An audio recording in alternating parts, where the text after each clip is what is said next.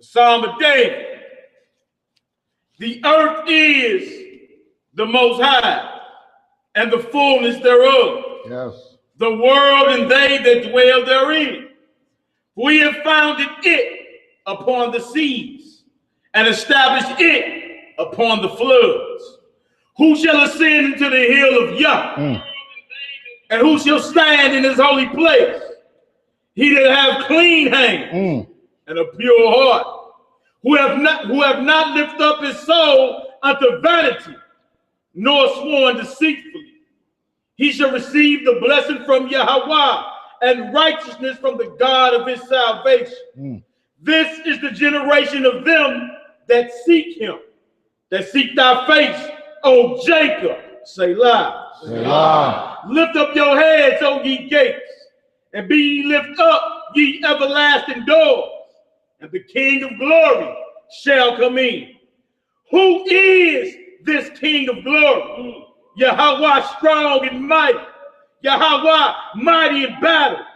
Lift up your heads, O ye gates, even lift them up, ye everlasting doors, and the King of glory shall come in. Who is this King of glory? Yahweh Zabaoth, the Lord of hosts. He is the King of glory. Hallelujah! Selah! All praise.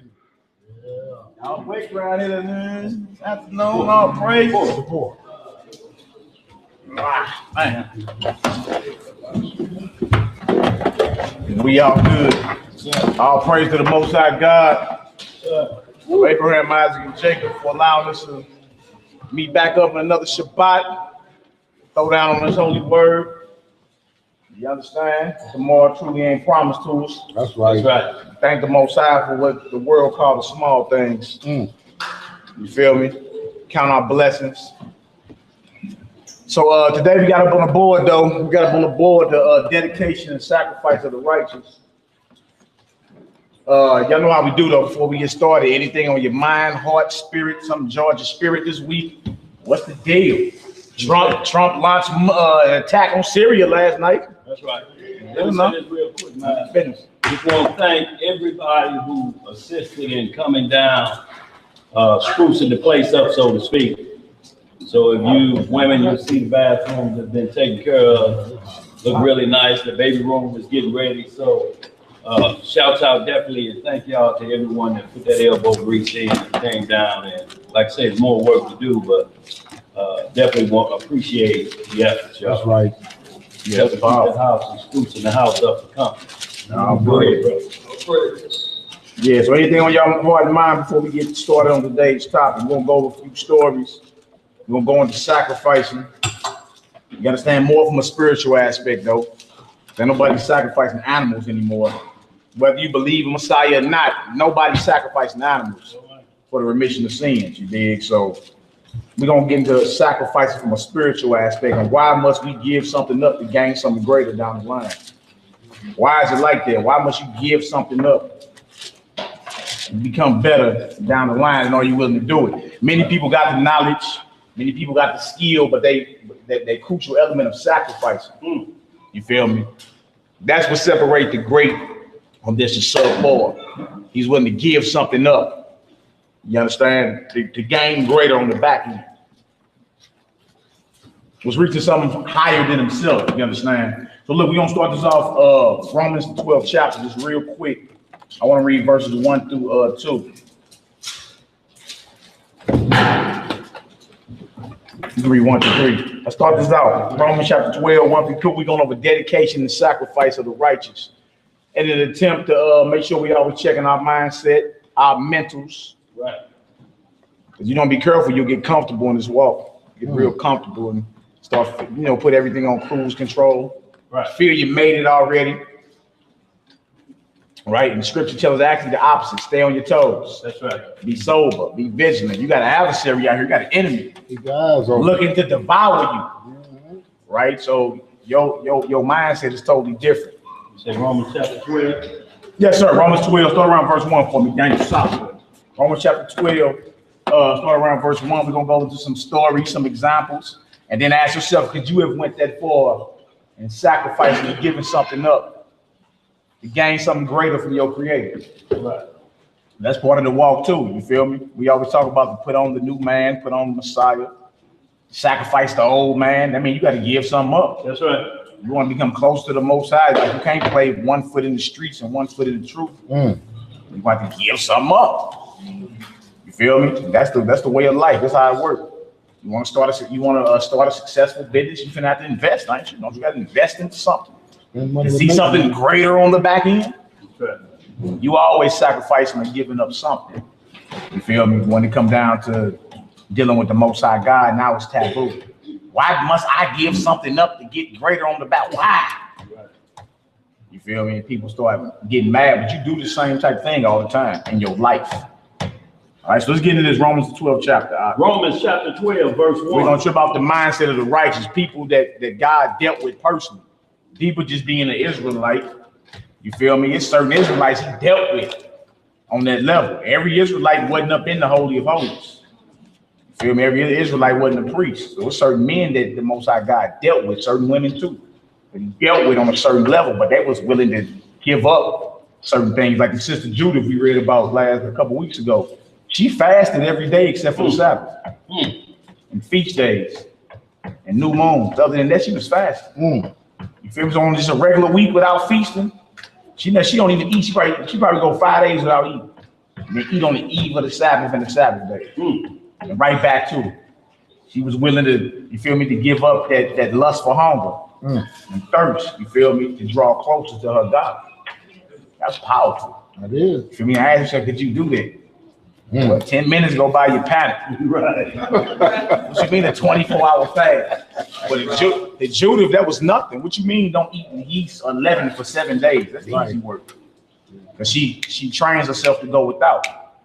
You feel me? That way when certain things come, it don't rattle. Whatever. I'm used to that. All right, so let's get into this. We're going to go over the mindset of those, you feel me, that was dedicated and was willing to give up something to gain greater because they really believe in their creator outside of what people talk today. Anybody can say whatever. Right. You feel me? They tell you today talk is cheap. Anybody can be rapping about whatever. You feel me? But when it come down to it, when it come down to test their character, get it up and come on. Right. You feel me? And then you get to stuttering like a ooze. You're making up excuses. You ain't ready. That's right. You ain't ready. He may be a situational believer. Feel me? You just may be, a believer and devoted as long as everything's smooth. Right. A fair weather Israelite. As long as the weather's fair, he does the work. But when it's cold or whatever, or when it's inconvenient for you, that's the test of your character right there. Would you go through something that you don't like to go through to gain something great? Oh wait, let's go to Romans chapter 12. Romans chapter 12, verse 1. Yeah. I beseech you, therefore, brethren, by the mercies of Yah, that ye present your bodies a living sacrifice, holy, acceptable unto Yah, which is your reasonable service. So present your body as a living sacrifice, right? And they said that's your reasonable service. Reasonable. You feel me? That the Most High God gave up something so you could live. In return, what would you give back? Right. And what would you dedicate back to show that you were thankful for that? Somebody went and did something for you nobody else would did for you, you're gonna have to show your gratitude. Right? So we said present your body as a living sacrifice. That's your reasonable service, meaning your life is supposed to be dedicated to the service of your creator. That's what it's going into. Right? Not as you not down with your creator, certain things that you got to give up. Right. All right, go ahead, Doc. And be not conformed to this world, but be ye transformed by the renewing of your mind. That ye may prove what is good and acceptable and perfect will of Yah. Don't say don't be conformed to this world or this way of thinking. The vibration of the world, the spirit of the world. Don't be conformed to that, right? Be transformed by what it say. Mama D, what it say? Being transformed by what? Huh? The renewal. I can't hear you, Mama. Your mind. Yeah, be renewed or be born again by the renewing of your mind. That's right. So you're dealing with the same person. You think, speaks, and acts different. That's right. You feel me? Like that's your sacrifice. You got to give up your past life. and come to the Most High. You feel me? In sincerity and truth. To get closer to him. All right. What else to say? For I say, through the grace given unto me, to every man that is among you, not to think of himself more highly than he ought to think, but to think soberly, according as Yah has dealt to every man the measure of faith. Yeah. So it gives you a little humble checking in there. Don't think above yourself. Don't get above yourself. Right.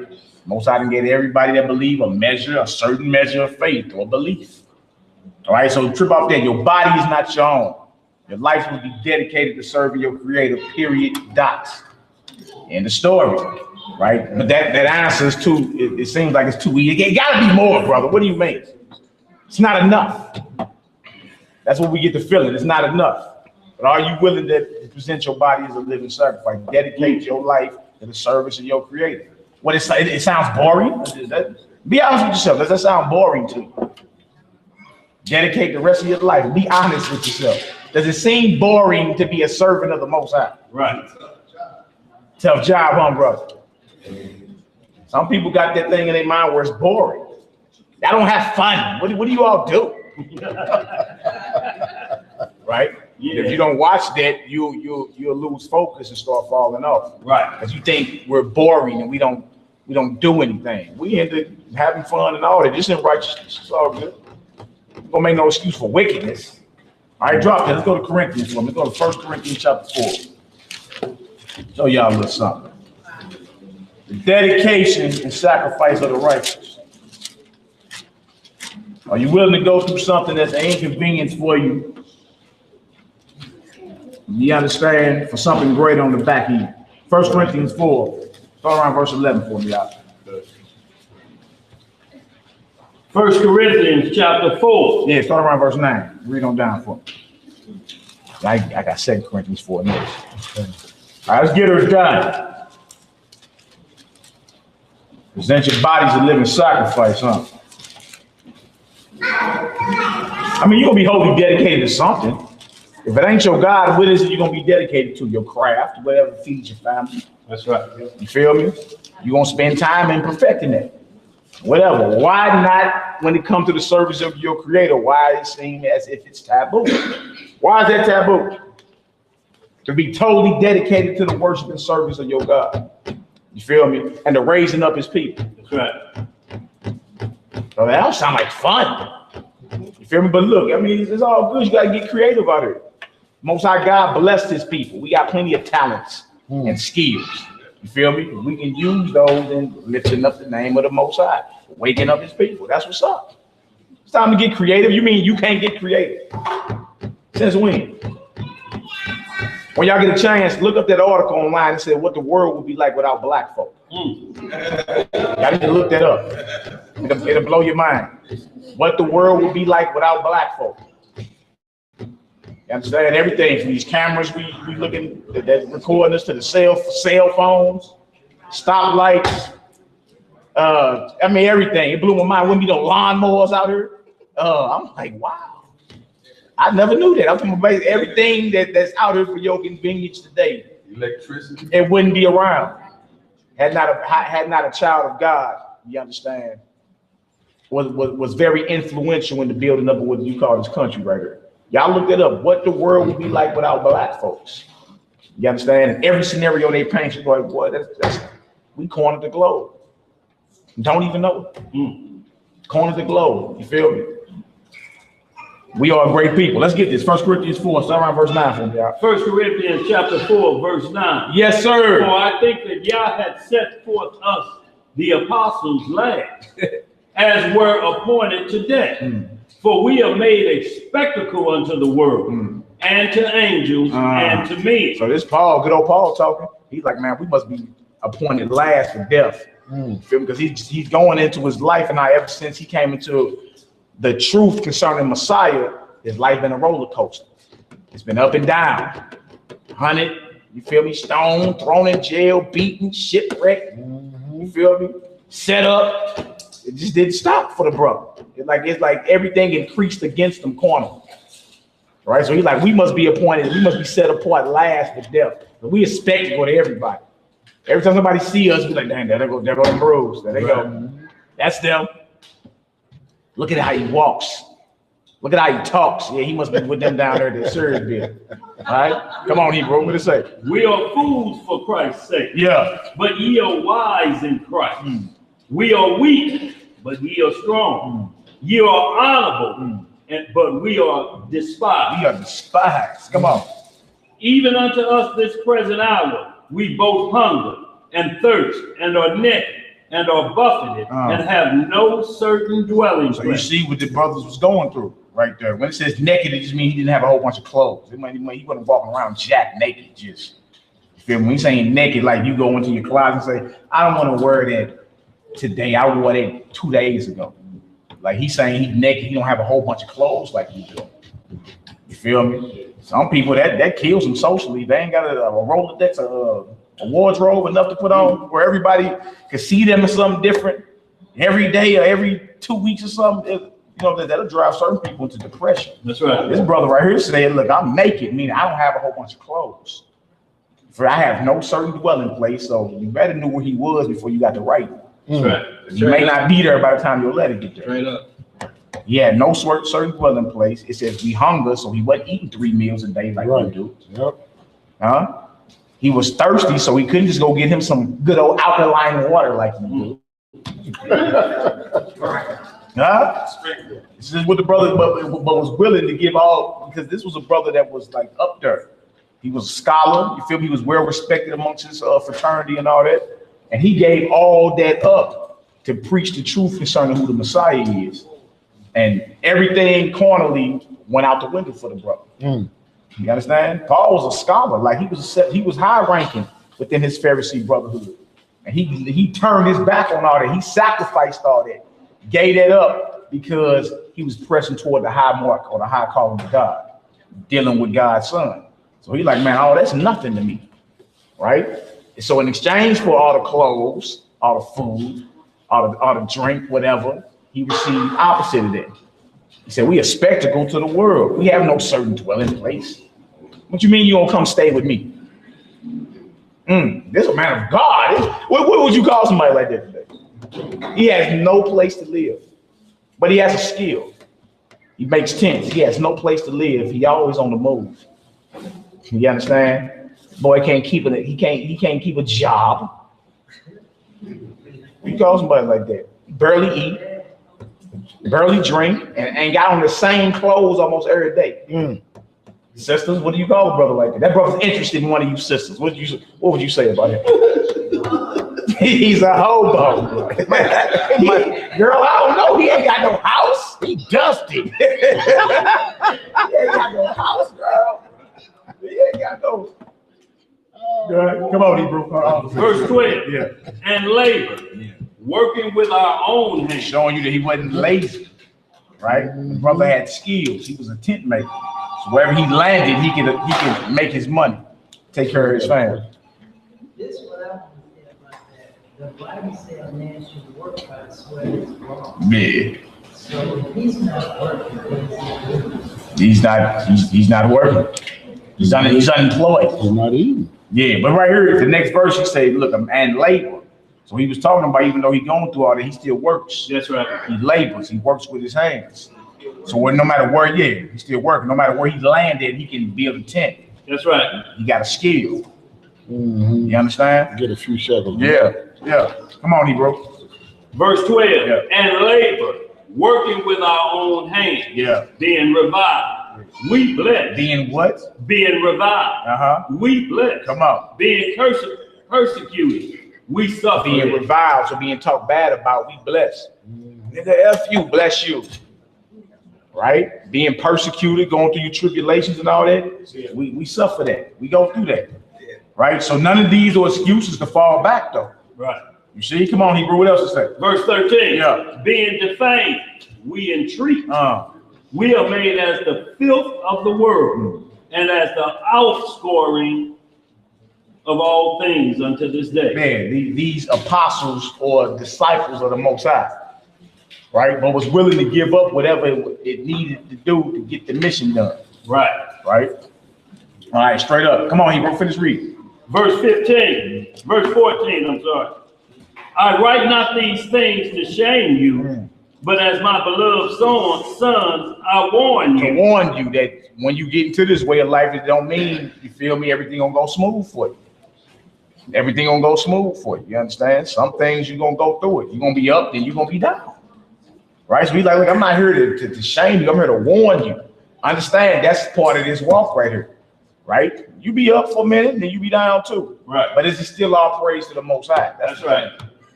Feel me? Do you lose devotion because you lost your job? No. Right? Do you switch genders because you lost your job? No. Is he all of a sudden mysteriously the woman now? Because he. I was asking. You feel me? I'm like, look, don't think you're not gonna go through something that's gonna make you uncomfortable. Don't think you're gonna go through something to where it's gonna be inconvenience for you. You feel me? Is it still all praise to the Most High? That's the question need to be asked. Mama D, you got something back there? Yeah, I forgot before I really forget. I read in the paper yesterday that Illinois is getting ready to pass a law that they're going to bring in a time period for the teachers in middle and high school to teach about transgender, lesbians, and gay, the mark that they need. Yeah, it's coming. Yes, sir. All right, come on, Hebrew. Verse 15. You got a question? You got a question, bro? I'm born and raised in St. Louis, Texas. I'm back. Okay. Kitty back on what she's saying. It's already. Already in Texas. Yeah, trying them up to be gender neutral. Right.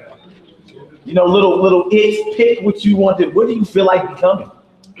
Huh? So evil. Go ahead, B. When I was in New York, Yeah. they had billboards and posters all over New York promoting. They were saying that if you were against it and you spoke on it, like in public, you will be prosecuted from it. Yeah, it's called hate speech. Truth is the new hate speech. Interesting times, huh? Come on, let's get it. What we get? Verse 15. For though ye have 10,000 instructors in Christ, yet have ye not many fathers. For in Christ Yahawashah I have begotten you through the gospel. You, come on. Wherefore I beseech you, be ye followers of me. Yeah, because there was plenty of false teachings out there going on. So he was letting the church in Corinth know, look, y'all follow me, I follow Messiah. You read 1 Corinthians 11, he said, be ye followers of me as I follow Messiah. Big and false teachings, you gotta let it be known. Look, watch out for all that. Right? I follow the truth, follow me. All right, come on, now let's get it. For this cause have I sent unto you Timotheus, who is my beloved son, and faithful in the Lord. Come on. Who shall bring you into remembrance of my ways which be in Christ, as I teach everywhere in every church. Now some are puffed up as though I would not come to you. So he had a little puffed up problem. You know, certain people thinking they was above everything, right? Let's get old Paul. What do you say? Go ahead, But I will come to you shortly. Yeah. If the Lord will, and will know not the speech of them which are puffed up, but the power. Yeah, so in other words, he was coming to check something. In a minute. Y'all talking, I hear you talking big talk, but I'm gonna come check that in a minute. I ain't gonna know nothing about puffed up talk. We gonna see where the power lies. Who is the Most High God dealing with? All right, go ahead, Hebrew. For the kingdom of Yah is not in word, but in power. What will ye? Shall I come unto you with a rod, or in love and in the spirit of meekness? Like, I need to show up and bring some correction to the matter, or should I come humble and meek? Right. Let's go to Judges 11 to read the story about that often gets overlooked in the scripture. Right, let me say this too. We'll get there. We'll get there. Talking about Paul, when y'all looking at Acts 18, verse 3, and it's talking about Paul still going on to Italy, and it said, because he was of the same craft, talking about tent making, he abode with them and wrought, for by their occupation, they were tent makers. So that was his occupation. So wherever he rolled to, he rolled with his skis. He had everything he needed up here mental to get busy and make sure he sustained himself because that's his responsibility for himself first. You know, and you'll see all the time, like in Acts 1:34, he'll tell you, y'all know how I get down. I don't ask no man for nothing. You know, y'all support me, but these hands right here gets busy. Right, that's it. And I'm talking about that was occupation. So that's how he made his living. Like Peter and them was fishermen. That's how they made their living. As fishermen. Go ahead. We're going to Judges, the 11th chapter. We're going to read into a story that often gets overlooked when we read through the Bible.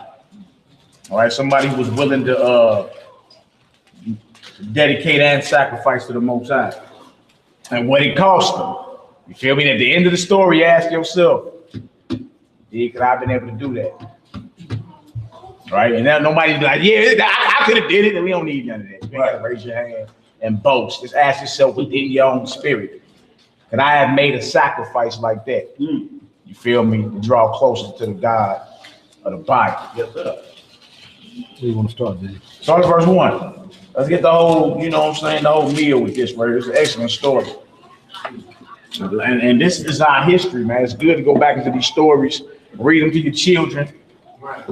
You feel me? So they grow up with that vibration, that spirit on them. You feel me? Of knowing what their ancestors did, how great they were, and the mistakes they made, so they can learn to stay away from it. Don't do the evil that they did. Stay away from it. You say what, Hebrew? More out there than Esau played. Yeah. We need to learn. Yeah, we need to learn that. So this is an excellent story right here. And I also gonna show you, it ain't up to you to decide who the Most High gonna deal with. That's right. Man see however man see. You say God ain't gonna deal with you. Nigga, yo, mama is so-and-so. Right. I hear you. Right? What about this story right here? Let's get into it. Now, Judges, the 11th chapter. Reading in the book of Judges. We got the orator. That's what I'm talking about, baby. Let's get it done. Yeah, come on here, bro. It's perfect for you. This 40 verses. Oh my goodness. Yeah. All right, let's get some understanding. Every syllable won't be pronounced. Get it done. I hear you. Hallelujah. No pressure. No, bro. Yeah. No such thing. None. Reading in the book of Judges, chapter 11, we'll start at verse 1. Yes, sir. Now Jephthah, the Gileadite, was a mighty man of valor, and he was the son of an harlot. And Gilead begat Jephthah. What we know about this brother right here was mighty, right? Valor, mighty acts. Most High with him. So what's the problem here? His mama who? A harlot. Mattress back. Mama mattress back. Mama back. That's what it is. Now y'all know when it get down to our people, we be joning. So as you read this, you'll be like, dang, I can see how they was talking bad about like his own brothers that he had through his father. You feel me? Used to talk bad about this guy right here, their little brother and his mama. You feel me? What was old dude thinking? He was dealing with who? And you came out, right? But don't forget he a mighty man. All right? Mighty. Who gave him that spirit? It was valiant, mighty in acts. Who gave him that spirit? So, you know, today you'll be like, the Most High don't deal with you. Your mama, your mama crackhead. Right. You feel me? Your mama this, your mama that. But it ain't on you to decide who the Most High God gonna deal with. That's right. All right, come on, Hebrew, let's get it. Verse 2. Yeah. And Gilead's wife bare him son, and his wife's sons grew up. And they thrust out Jephthah, and said unto him, Thou shalt not inherit our father's house, for thou art the son of a strange woman. Of a woman? Of a strange woman. Strange woman. You feel me? That was our occupation, though. So they like the brothers, like, look, even though we all got the same daddy, you ain't got no inheritance up in her. Right. Your mama is mattress back. Your mama's a harlot. Right. You feel me? Man, you know, you already know how people is. Like, you know he getting joned on. Daddy ain't got no papers on your mama. hey, you remember the your mama jokes back in the day, boy. Right. That almost get somebody stabbed up in elementary school. What you talking about? Get a pencil out, boy, somebody get you stabbed. Yo, say, yo, mama. Right. It's about to go down. Young man feel he got to protect his mama.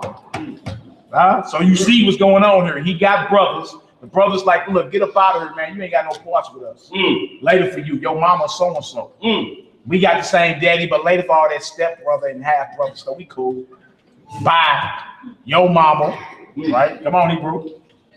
Then Jephthah fled from his brethren and dwelt in the land of Tob. And there were gathered vain men to Jephthah and went out with him. You know, vain men meaning base men. You feel me? Lawless men. Right? So he had people around him. He was a natural leader.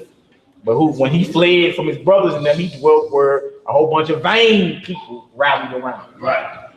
All right, come on now.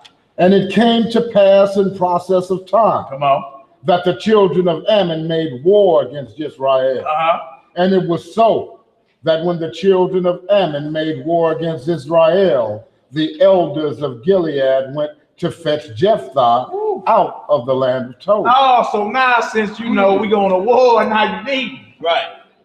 But don't forget he's mighty. You feel me? He ain't good enough to be around you because who his mama is, but when it's time for some war, you got to go call the warlord. You got to go get Jephthah. Same cat you've been joning on him and his mama. Talking bad about him and his mama. Now your enemy is on your tail and your only solution is go get that SOB. How you going to explain all of that? Talk about his mama. Yeah. I hear they call her potato chip because she's free to lay.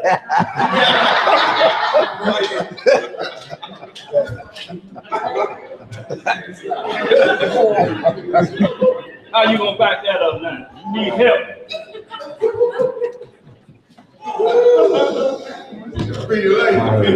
Hey, that's how you know the Bible real, because it don't even hide what you call ugly. It's ugly for us.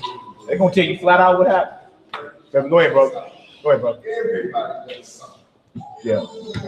Now, you thank God for being king, and then you get yourself correct. That's right. No doubt. No doubt. Everybody does something. Yeah, real talk. And it's crazy, man. So our mindset is to talk bad about the brother. It's crazy. You don't never think in your, like, while you going off on somebody that I may need that brother on down the line. Burning bread. I'm talking crazy as a mug. I might need that brother on down. I might need that sister on down the line. Right. And you just going off. That. Right? So imagine them. They had to go ahead and swallow their pride and say, let's go fetch your boy. Let's go fetch our brother. All right, we at war and he the only one's gonna get some results. Let's keep reading. The book of Judges, chapter 11, verse 6. Yeah. And they said unto Jephthah, come and be our captain. Our who? Our captain. And that we may fight with the children of Ammon. They want him to be the general. Don't just come join the army. Right. They say, man, you direct, you lead the army. You be our captain. Wait, come on, what else to say? And Jephthah said unto the elders of Gilead, did not ye hate me and expel me out of my father's house? And why are ye come unto me now when ye are in distress? Excellent question. What you want from me now? Right. Don't y'all all hate me? But now you in trouble, you need me, right? We were just playing. Come on, man, your mama cool. We just playing.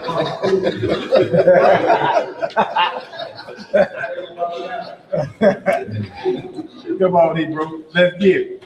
And the elders of Gilead said unto Jephthah, therefore we turn again to thee now, that thou mayest go with us and fight against the children of Ammon, and be our head over all the inhabitants of Gilead.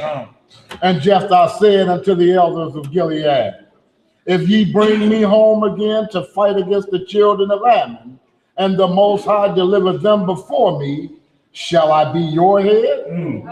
And the elders of Gilead said unto Jephthah, the Most High be witness between us, if we do not so according to thy word. Yeah, they need him. Right, they need him. Right? They say the Most High do unto us if it don't be according to your word. When you come on down there, you're gonna be captain. We need you over the army to handle this business. We don't know where to turn or who to turn to. Also, I'm gonna be y'all head. I'm gonna rule over y'all, in other words. This son of this harlot right here. Right. Come on. Then Jephthah went with the elders of Gilead. And the people made him head and captain over them. And Jephthah uttered all his words before the Most High in Mizpah. And Jephthah sent messengers unto the king of the children of Ammon, saying, What hast thou to do with me, that thou art come against me to fight in my land? And the king of the children of Ammon answered unto the messengers of Jephthah, Because Israel took away my land when they came up out of Egypt, from Arnon even unto Jabbok and unto Jordan. Now therefore restore those lands again peaceably. And Jephthah sent messengers again unto the king of the children of Ammon, and said unto him, Thus saith Jephthah, Israel took not away the land of Moab, nor the land of the children of Ammon. But when Israel came up from Egypt and walked through the wilderness unto the Red Sea and came to Kadesh, then Israel sent messengers unto the king of Edom, saying, Let me, I pray thee, pass through thy land. But the king of Edom would not hearken thereto. And in like manner they sent unto the king of Moab, but he would not consent. And Israel abode in Kadesh. I jump down to verse 29. What he's doing is going over the history of us in the wilderness and how we was trying to pass through Moab, Edom, Ammon to get to where we was trying to go, and everybody kept refusing us. You feel me? And then how we eventually had to go to war with somebody else, and that's how we ended up getting our land right there. You feel me? So he's going to let them know, like, look, we didn't legally take nothing. Our God gave us this land. But none of y'all allow us through y'all land to get to where we was going. We had to go to war to get our land. You feel me? So he was like, so he's just going over the history. Jump down to verse 29. And also, Mal, too, contrary to belief, this understanding that we was just chilling in the wilderness waiting for it to happen, or for the Messiah to get through with all the other nations. Right. We had to fight our way back home. Yeah. So just like we're in the wilderness of the people today, y'all, we have to fight our way through this thing. So it's not understood because it's a lot of doctrine that's teaching it's a wilderness that's coming, that we ain't got to worry about. It's just an invisible location. Nobody will see us. But you really have to look at the history lesson and see which way this thing is moving, and if there's any fighting in you going through the wilderness. Y'all, and according throughout, we see a consistent pattern. Yeah. You know, when safety comes, like the safety is speaking of, it compares it to something. And a safety zone like the Garden of Eden, that's what it always compares to. So once you reach the end of the line, yeah, that safety's there. Right. But you're gonna have to scrap y'all through this. Ain't no just jump on the bandwagon and think you're gonna ride your way on through this. Safe. Yes. Yeah, man. Jump on down to verse 29. The book of Judges, chapter 11, verse 29. Yeah. Then the Spirit of the Most High came upon Jephthah, and he passed over Gilead and Manasseh, and passed over Mizpah of Gilead. And from Mizpah of Gilead, he passed over unto the children of Ammon. And Jephthah vowed a vow unto the Most High, and said, he about to vow a vow, right? He about to basically give an oath, right? Go on record to the Most High. You feel me? Like, look, I need something done, so these are the terms. Now watch this. Go ahead, Hebrew. And said, if thou shalt without fail deliver the children of Ammon into mine hands, then it shall be that whatsoever cometh forth of the doors of my house to meet me, when I return in peace from the children of Ammon, shall surely be the Most High. And I will offer it up for a burnt offering. You see, now was his arms tied behind his back? Was he made to make this vow? Huh? This is a free will vow off his own lips. That's right. He said to the Most High, if you give me success in this, by my hand, whatever come out of my house first. When I come back home, whatever come out of my house first, I will offer that up as a burnt offering to you. Meaning something, I will sacrifice something, whatever comes out my door first. When I come back home, That's yours, Lord. I'm gonna sacrifice that. You see? He's willing to get, look, he willing to give something up, you feel me, in exchange for guaranteed success in war, not knowing what he's giving up. Right. You don't know what's coming out that door first when you get back home. Right. Right? Ask yourself that. All right. Go ahead, Alex. Like, you know, I'm trying to say Abraham, That's right. sure, but he had to be willing to sacrifice his son and work on that now. Yeah. You know what I'm saying? Yeah. But reward was. And those are saying that as a burnt offering. As a burnt offering. Let's want to keep watching this. Yeah. All right, now come on, Hebrew, let's get it. Verse 32. So Jephthah passed over unto the children of Ammon to fight against them, and the Most High delivered them into his hand. Okay. So he did what he say? If they get delivered into my hands, whatever come out my door first, I'm gonna offer that up in sacrifice to you. I'm willing to give up something, you feel me, to show you that I got gratitude for giving me success in this. Come on now. And he smote them from Aroer, even till thou come to Minnith, even 20 cities, and unto the plain of the vineyards, and with a very great slaughter.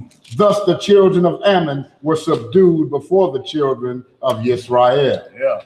And Jephthah came to Mizpah unto his house. Come on. And behold, his daughter came out to meet him with timbrels and with dancing. And she was his only child. Beside her, he had neither son nor daughter. Y'all see this? Woo! He said off his own mouth, whatever come out the door first, it's the Lord's. See? Not knowing that's gonna be your baby girl come out the door. That's right. Only baby girl. You know what I'm saying? Only child, period. You feel me? She's singing and dancing, thanking the Most High, but she didn't heard about her father's success in this war. She thanking, she praising, she dancing, right? But he ain't forgot the vow that he freely offered off his lips. That's right. In exchange for a guaranteed successful battle. If you give me this, I'm gonna get it. Right? Come on, Hebrew. Verse 35. Yeah. And it came to pass, when he saw her, that he rent his clothes and said, Alas, my daughter, thou hast brought me very low, and thou art one of them that trouble me. For I have opened my mouth unto the Most High, and I cannot go back. Y'all see that right there? That's why that swearing, now it's major. Whatever you swear to the Most High, you better perform it. Yeah, be careful what you say. We always talk about too, when you go up in court, don't be telling them you swearing on nothing. Right. Just tell them I affirm. You feel me? One thing about swearing or going on oath by anything, it's a binding contract. That's right.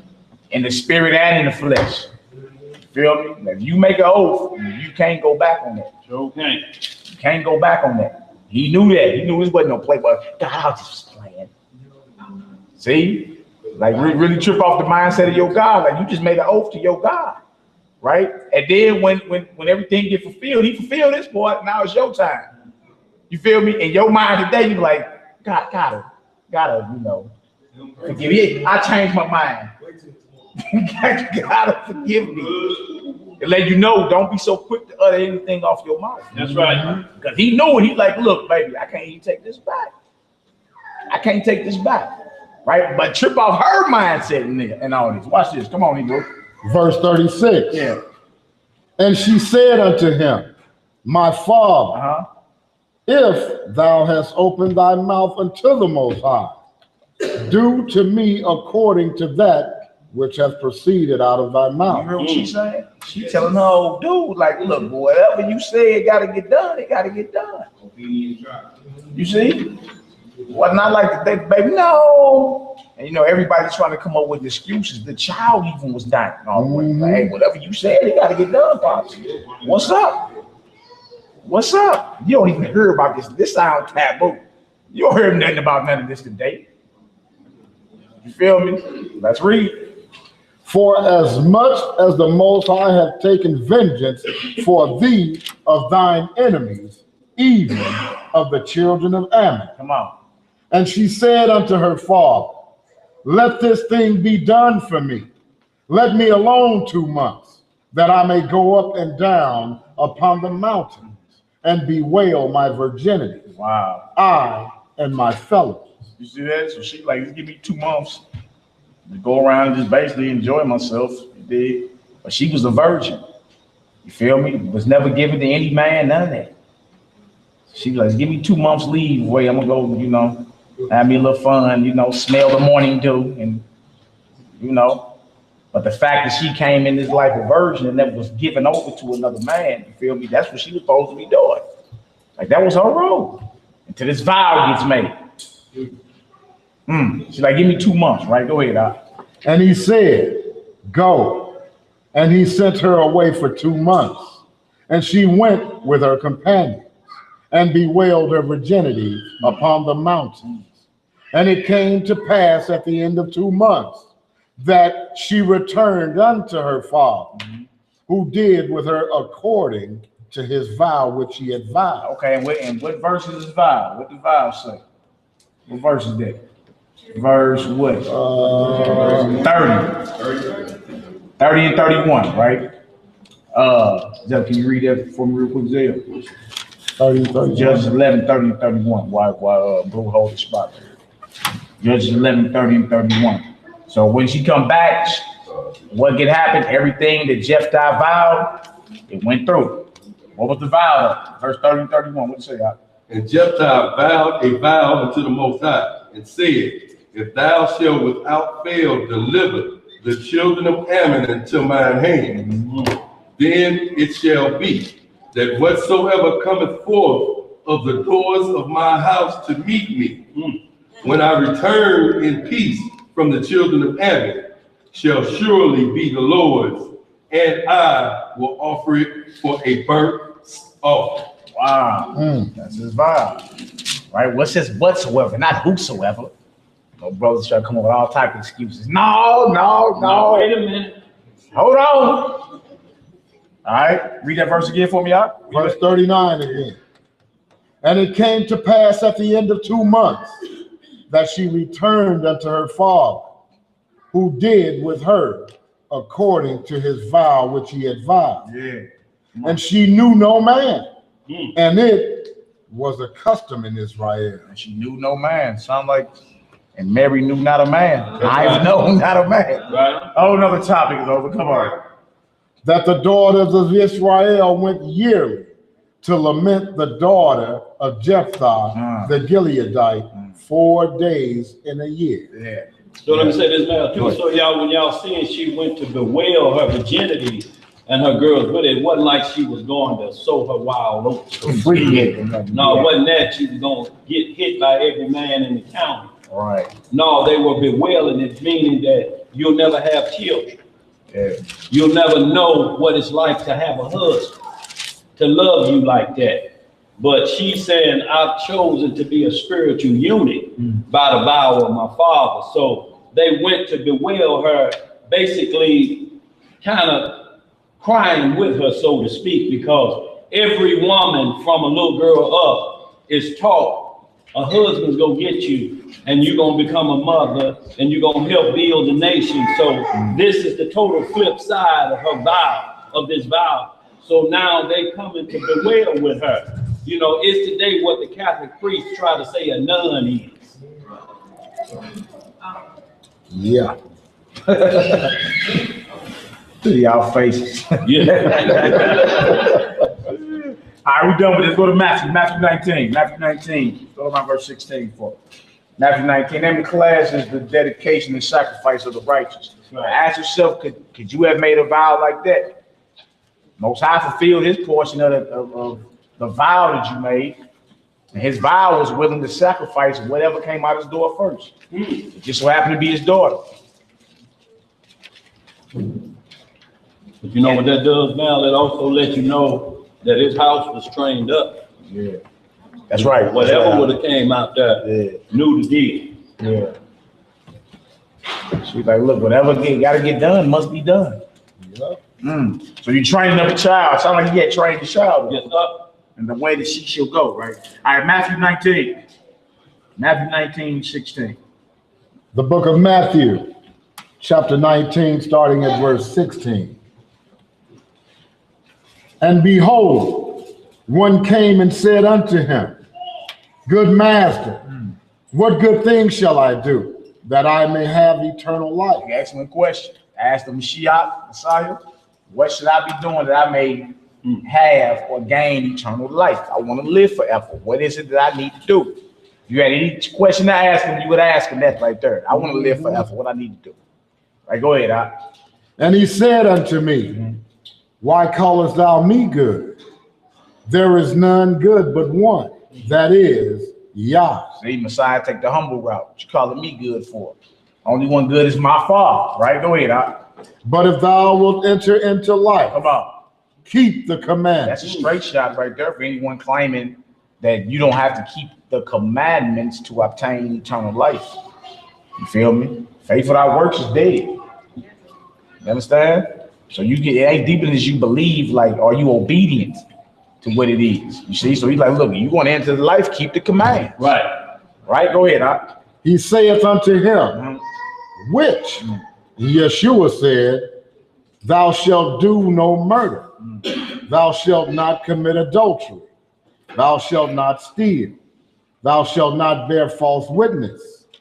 Honor thy father and thy mother. And thou shalt love thy neighbor as thyself. The young man saith unto him, All these things have I kept from my youth up.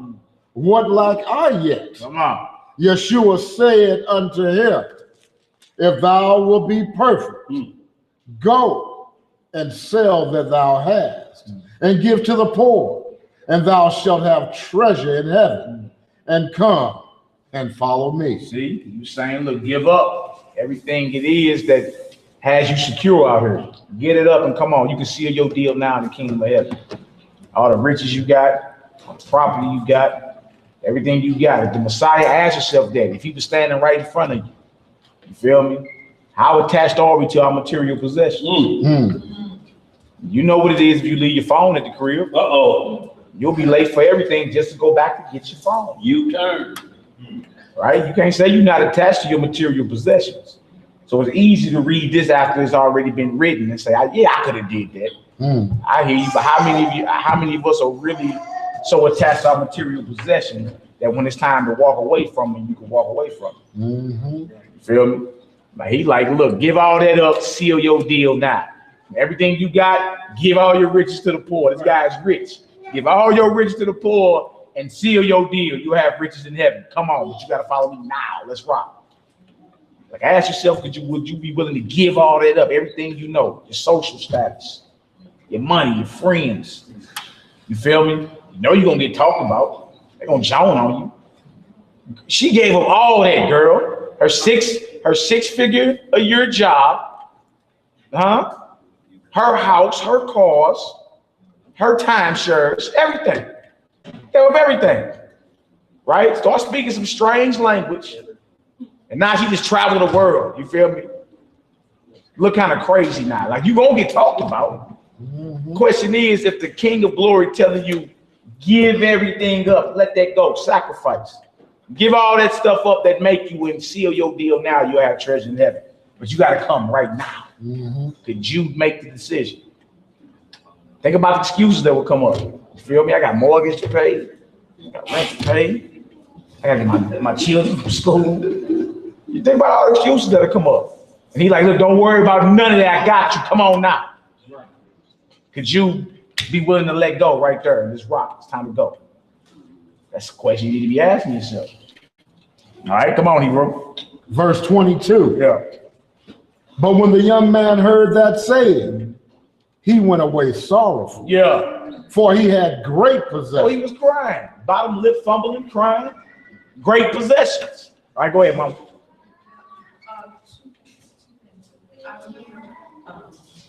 First of all, years ago, about a man being offered, he was a need, and would you give his wife $1 million? Would he give his wife up for $1 million? Yeah, let her sleep with another man. I can't remember what the neighborhood was, but I do remember. Sleep with Indecent proposal or Something something? like that, it was something crazy. Y'all seen that movie, huh? Yeah. Y'all seen that movie, huh? One night. One night, $1 million. Not only now, And in the point was going to get back, but how many risk that? Your one or your beloved. I always say this as a man's seed. He's going to give his seed out to her. One just or just take it. What would it cost you? What would it cost? yeah. And you think in the natural that it would be, this is everything that I'm looking for, but I just, if I get this one thing. Yeah. I feel you on that. Like, would you compromise what it is that you really believe in if the dollar amount is enough? You feel me? Are you able to be purchased? It's called being venal. You're able to be purchased. You feel me? Everybody got a price, they say. You understand? Now, would you be willing, you understand, to say later for that? No deal. Yeah. You be willing to walk across the street, but naked for $10,000. That was a discussion. hey, you know plenty of bros like, yeah, what you mean? Boy, I got 10 racks. I said no. Yeah. I didn't see value in it. That's right. He says, oh, like your OMG. And I kind of got a little disappointed he would say that. Yeah. You'd be surprised how many people really don't believe what it is. You feel me? You put a certain amount on the table, they'll be going against everything they ever talking about. Because they're God. They're able to be purchased. Yeah, somebody can buy you. Where we at, bro? We're in the book of Matthew, chapter 19 and verse 23. And it reads, Then said Yeshua unto his disciples, Verily I say unto you, that a rich man shall hardly enter into the kingdom of heaven. And again I say unto you, it is easier for a camel to go through the eye of a needle than for a rich man to enter into the kingdom of Yah. When his disciples heard it, they were exceedingly amazed, saying, Who then can be saved? Like, if he can't be saved, well, who can be? Come on, Hebrew. But Yeshua beheld them and said unto them, With men this is impossible. That's right. But with Yah all things are possible. That's right. Come on. Then answered Peter and said unto them, Behold, we have forsaken all and followed thee. What shall we have therefore? Good question. Another good question. I done forsook all and follow. I'm all the way in. What's my reward? Right? If I forsake, if I sacrifice and give up, you feel me? Everything that I know is life. What is my reward on the back end? That's right. What is my payment for that? You feel me? That's another good question to have for your king. You like, what I need to do to live forever, and being I must forsake or be willing to cut off whatever I need to do to get to you. What do I get in return for that? You feel me? You talking about agreements? You talking about contracts? Don't you got the right to know? You feel me? The stipulations in the contract of what's going on. What shall we get if we forsake all? All right, if we're willing to let go of things that's hindering us from getting into the kingdom. All right, are you willing to cut that off? What shall you receive?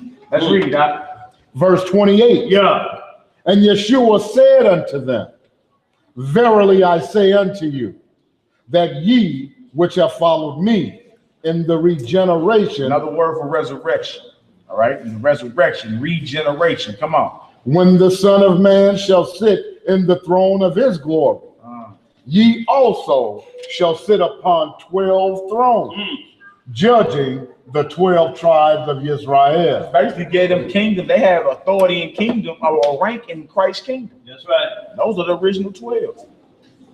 You feel me? Minus Judas and then the other brother they picked after him. You know what I'm saying? But still, they got a rank in his kingdom. They got authority in Christ's kingdom. All right? Real talk. Go ahead, Doc. And everyone that hath forsaken houses, or brethren, or sisters, or father, or mother, or wife, or children, or lands, for my name's sake, For who? for my name's sake, shall receive 100-fold, and shall inherit everlasting life. What's the payoff? What's the payoff? 100-fold and everlasting life. 100-fold and everlasting life. That's right. You feel me? So you be like, if that's the payoff, then you feel me?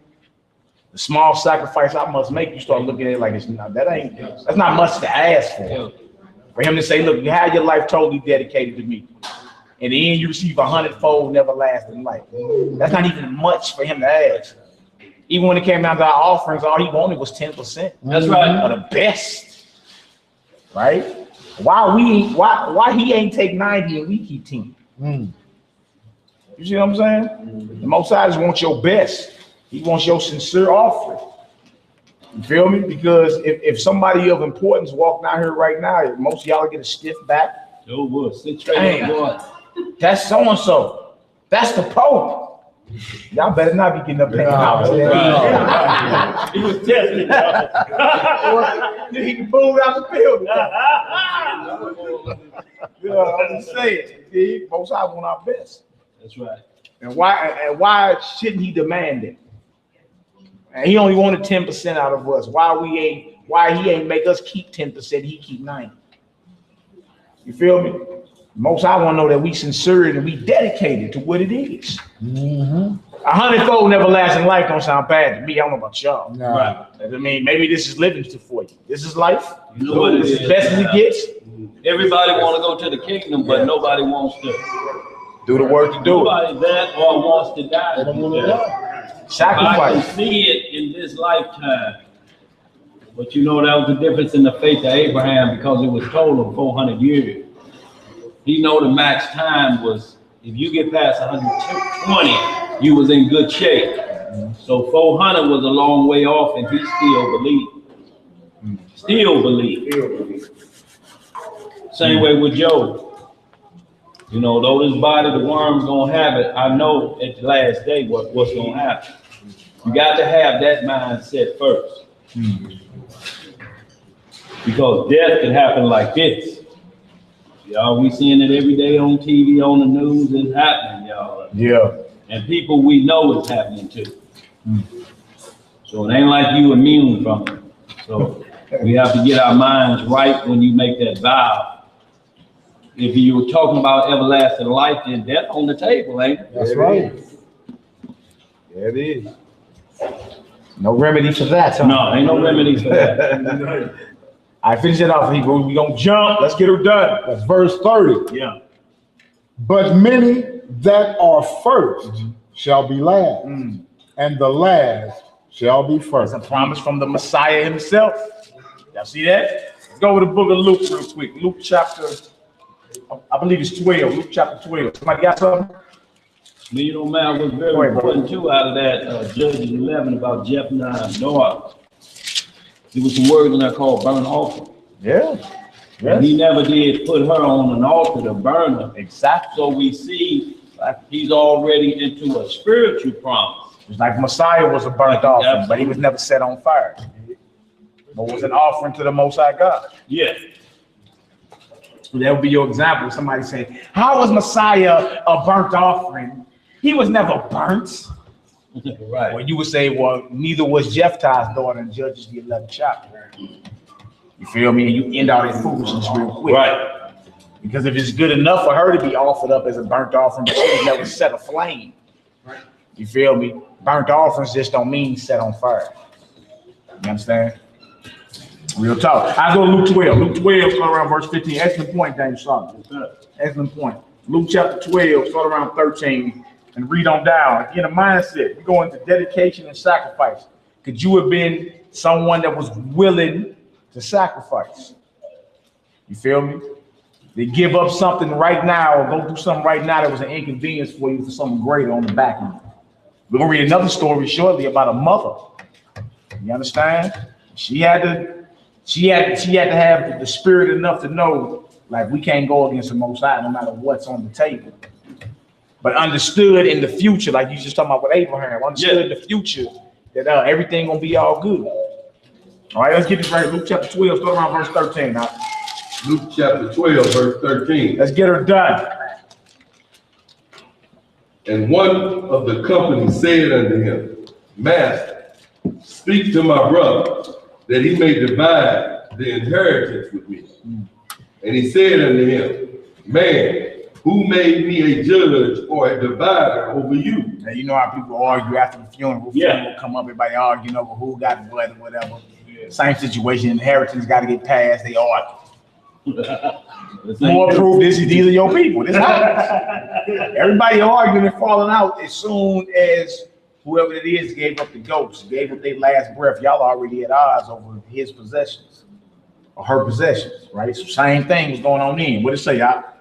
And he said unto them, Take heed and beware of covetousness, for a man's life consisteth not in the abundance of things which he possesses. Okay, so you need a mind changing, right? That's right. Your life don't consist of the abundance of your material possessions.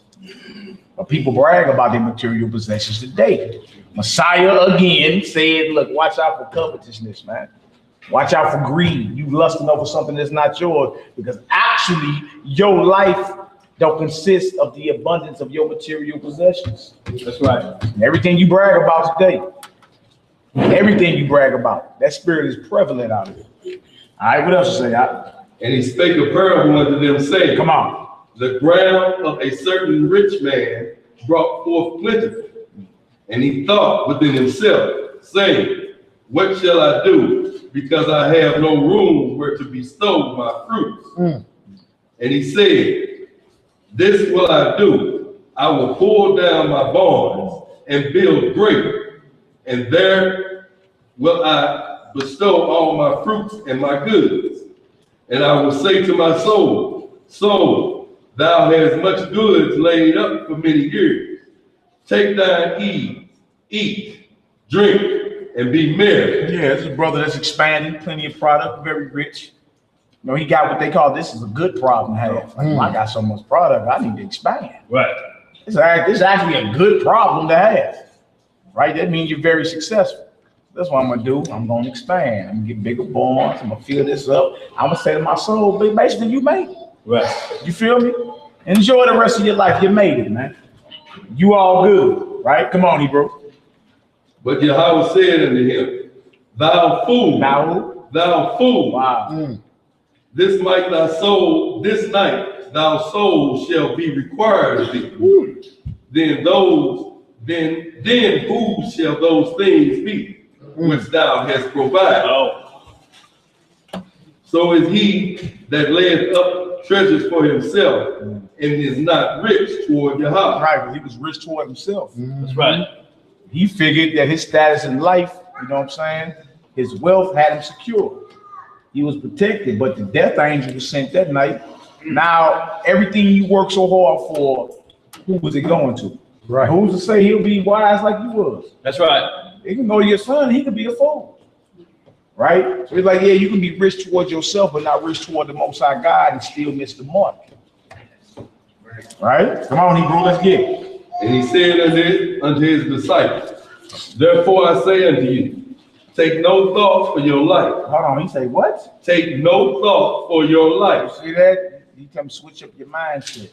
Take no thought means stop worrying about your life. We worry about everything today, man. It's ridiculous. As if worrying never solved anything. Have worrying never solved anything for anybody in here? You feel me?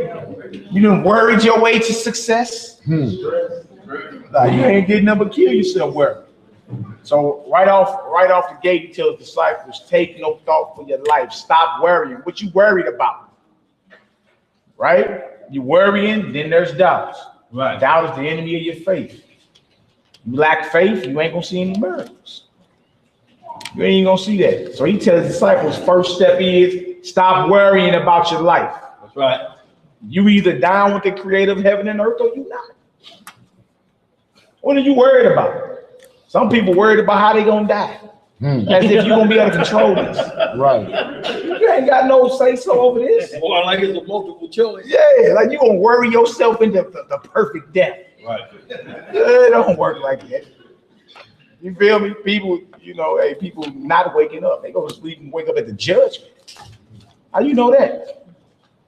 Right? So he's saying, look, stop worrying about your life. What are you worried about what you don't have control over?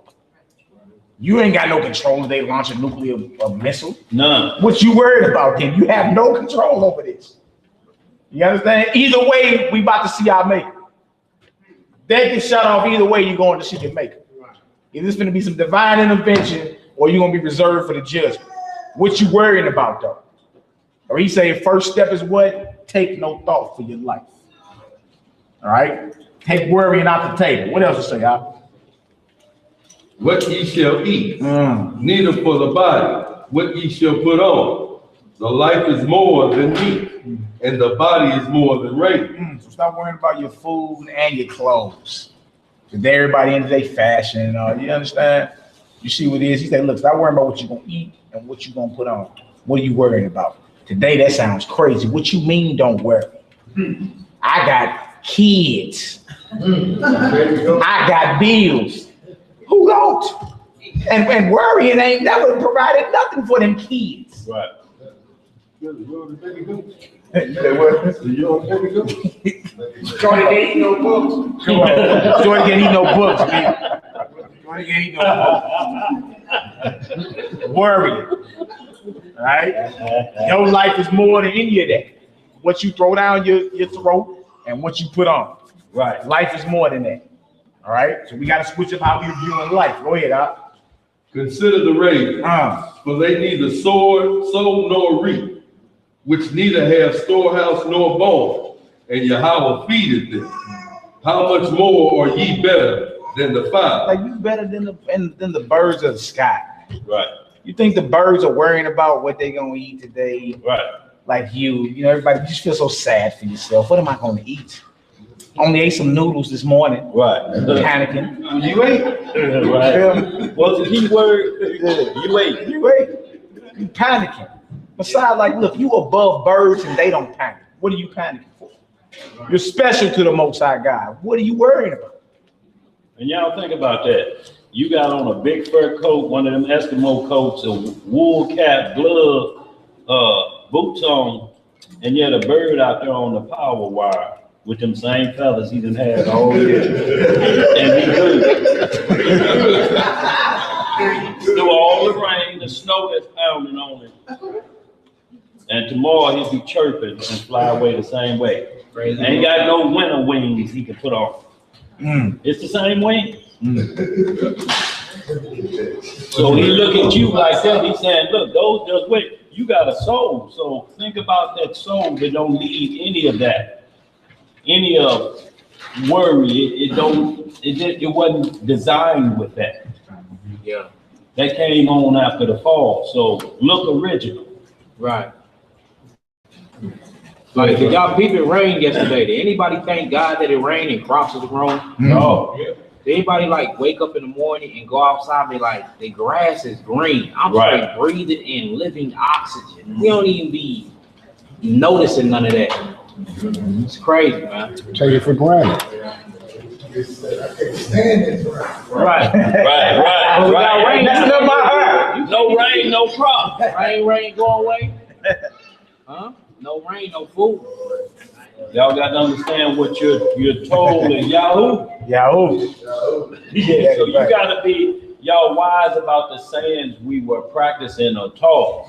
You know, when you say rain, go away, you know, rain is like he's saying, crop time, or, you know, have to wash away some filth. Yeah. You know, so we have to be careful that we don't force away. Look, I don't like winter, but winter has to happen. Got to. Or mosquitoes gonna be, you think. You are trying to get comfortable with cooking with mosquitoes on your eyes and legs and arms if it ain't no winter. And then the earth got to rest. The earth have to rest to renew itself. And that cold kills off everything. Yeah. And then it regenerates itself and comes back to life after that freeze over. Mm-hmm. But without that freeze over, y'all, it's gonna be rough. A lot of disease and famine will still be there. Exactly. So we got to put up with it. Got to take the good with the bad. No doubt. Come on, Hebrew, let's get it. Verse 25. And which of you, with taking thought, can add to his stature 1 cubit? Yeah. Right. No, you take you to try. Yeah, you can't worry yourself into growing. No. You feel? That's all he's saying. The cubit, another way they measured back then. So if you 5 foot 7 inches and 3/4, that's just what it is. You're not gonna be able to worry yourself to be 5'10". Right. It's not gonna work. Right. This is what it is, right? Come on, Hebrew. If ye then be not able to do that thing which is least, why take ye thought for the rest? He called that least. If you don't know how to grow yourself, what are you taking thought of the rest for? And he called that least. Go ahead, Art. Consider the lilies, how they grow. They toil not, they spin not. And yet I say unto you that Solomon in all his glory was not arrayed like one of these. If then Yahweh so clothe the grass, which is today in the field, and tomorrow is cast into the oven, how much more will he clothe you, O ye of little faith? Yeah, look, he clothed the grass. That grass will be in the oven tomorrow, burnt. If he take time to clothe the grass, you know he got you. And he said, look, oh ye of little faith. Why would he say that? Why he call them, why is he saying they have little faith? Because of what, John?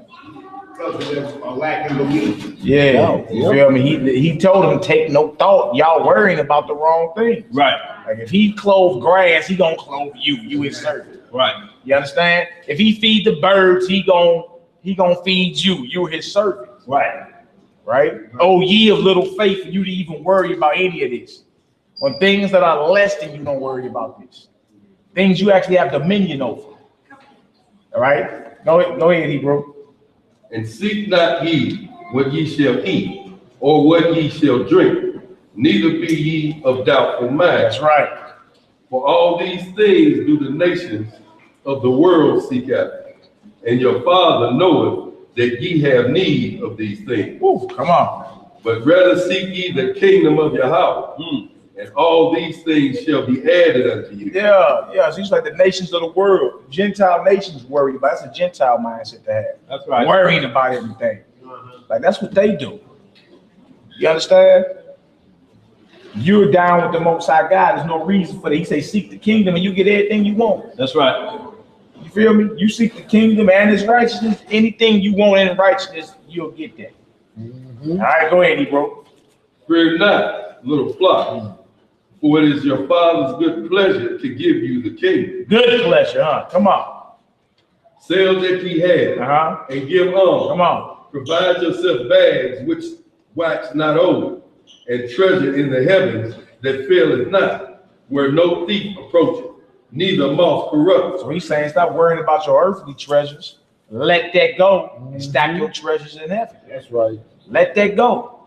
Right? Go ahead, Art. For where your treasure is, there will your heart be also. Right. Whatever's on your mind the most. Your heart is your mind. Whatever you think about the most, that's your treasure. Right? So if it's a brand new car with the baddest wheels on it or whatever, it's going to be constantly on your mind. That's a treasure to you. It's precious to you, ain't it? You wake up and it's gone, then what? Uh-oh. Right? So whatever's on your mind, wherever your treasure is, that's where your mind is. Whatever your mind is dwelling on, that's where your treasure is. So if you're dwelling on righteousness, precepts, commandment keeping, faith, you understand? Well, guess what you're doing? You're stacking treasures in heaven. Because your mind is constantly on the kingdom of heaven. You understand? And not on these earthly things that a thief can break in and take from you. You done had some stolen from you before. Right. Prize possession. Yeah. Thank the Most High that wasn't your God getting snatched from you. You feel me? Thank the Most High it wasn't your God. Yeah. You done been on that boat and lost all that money before? Thank the Most High. Yeah, it wasn't your God, because it'd be over. All right, go ahead, Gam. That's where we go wrong. We're worried about this earthly stuff that can't get us into the kingdom instead of focusing on one, where it says you put him first, everything else will be added on to you. That's right. So you do this one thing and you get everything. Yeah. When you do this other thing, you do nothing. Yeah. Right. We hold on to material. We hold on to material possessions as if that's gonna get us kingdom bound. You feel me? Nothing wrong with having. It's just when it's time to, because you're gonna be tested with it. You got something, you're gonna be tested with it. It's gonna be severed from you, right? Do you still keep doing what you've been called to do? Here come the excuses. All right, come on, Hebrew, let's get it. We read down to verse 40, then we gonna jump. Let your loins be girded about, and your lights burn. That means be prepared, right? Go ahead. And ye yourselves, like unto men that wait for their Lord, when he will return from the wedding, that when he cometh and knocketh, they may open unto him immediately. Yeah, meaning be prepared. That's what you get out of it. Be ready, so when he show up, you're ready to go. That's right. All right? Come on, Hebrew. Blessed are those servants whom the Lord, when he cometh, shall find watching. See, find watching. He's watching for the signs that the master gave us thousands of years ago. That's he right. said, blessed is that servant when I show back up, he's watching. You feel me? He's waiting. He's doing what I commanded him to do. All right, go ahead. Verily I say unto you, that he shall gird himself and make them to sit down to meat, and will come forth and serve them. And if he shall come in the second watch, or come in the third watch, and find them so, blessed are those servants. And this know, that if the good man of the house had known what hour the thief would come, he would have watched. That's right. And not have suffered his house to be broken through. Yeah, because if you know somebody coming to rob you, you're going to stay up and watch to make sure you don't get robbed. You're going to be armed too. You see that? Right. So don't fall for the Jehovah's Witness mindset like, no, I don't watch anything. I don't watch TV. I don't watch this. The scriptures say be watchful. How you know what season you in? How you know what's going on? You know, you scared to watch TV and go to the movies. Why? There's so much bad stuff. Yeah, be watchful. It ain't going away because you said it. It'll be on the news tomorrow. 3 killings on the north side. Yeah. Not watching it ain't gonna make it go away. Right. What's that? Obeying God's commandments. Yes, sir. For you, absolutely. Come on, Hebrew. Verse 40. Be ye therefore ready also, for the Son of Man cometh in an hour when ye think not. See, coming when you think not. So be prepared, be ready, be watchful. Be watchful. That's the thing. We lose focus real quick. Like you just forgot that quick. Trump kicked off a war in Syria yesterday. That's right.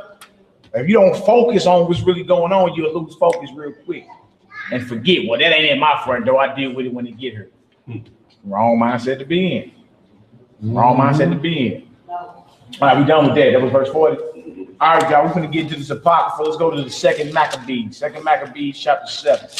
God, before, if you will, can you read this, Jasper? Yes, sir. You got it pulled up, 22 and 41 is just kind of, once again, another vow that was made that we don't really understand how old Isaac was when Abraham did this. You know, a lot of times we thinking it's a little child sacrifice, but when you see the ages, it's the same age as around that age range of the Messiah when he was offered up, so to speak. So you see that there's really never what we would consider child sacrifice that some would try to point the finger at. You know, the naysayers, when they try to put these scripts down, they like to try to go to things, but they don't have the full understanding of like sacrifice, like a burnt offering, and that man's daughter was never put on an altar.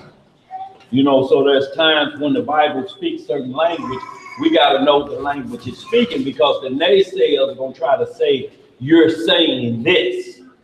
You know, no, you're Yeah. interpreting the language wrong. That's the way you got it, but according to the rules of the Bible, I have to interpret the language this way. Because a lot of people are just reading the Bible looking for faults. So they're looking for things, they don't know the rules, so they're just pointing to things to see. Well, they ain't gonna know about this, they look scared of that. I heard they were told to stay out of this book. And that brings doubt when somebody outside points to something in your scripture and you scratching your head and looking bewildered. That's gonna be a problem. So that just this Jasher, so we kind of get an understanding of how old Isaac was, even though he was still called a lad. L-A-D is like a virgin. If you ain't never had or known a woman, or a woman ain't known a man, if she 50, she's still a what? A virgin. Just a 50-year-old. Yeah. And a laddie, if he ain't done nothing yet, he's just a laddie at 45. Right. He's a laddie. You can go behind his ears, just, yep. That's what I thought, she was a laddie. But hit that for him. He got up. Can you blow it up a little more? But y'all don't have the Jasher here. You got it. Right here. 2241 down. Just down to that. Right there. You can start right there. So y'all, we got it right up here on the board. That's as big as it'll let you get. Okay. Y'all, for the book of Jasher, y'all, this is breaking down before Abraham even was told what was going to happen with Isaac. The deal had went down a different way from a vow. Just like Jacob in Genesis 28 and 20, he made a vow to the Lord. If you be with me, I'll give you 10% of everything I got. That's right. So 10% was way before Mount Sinai.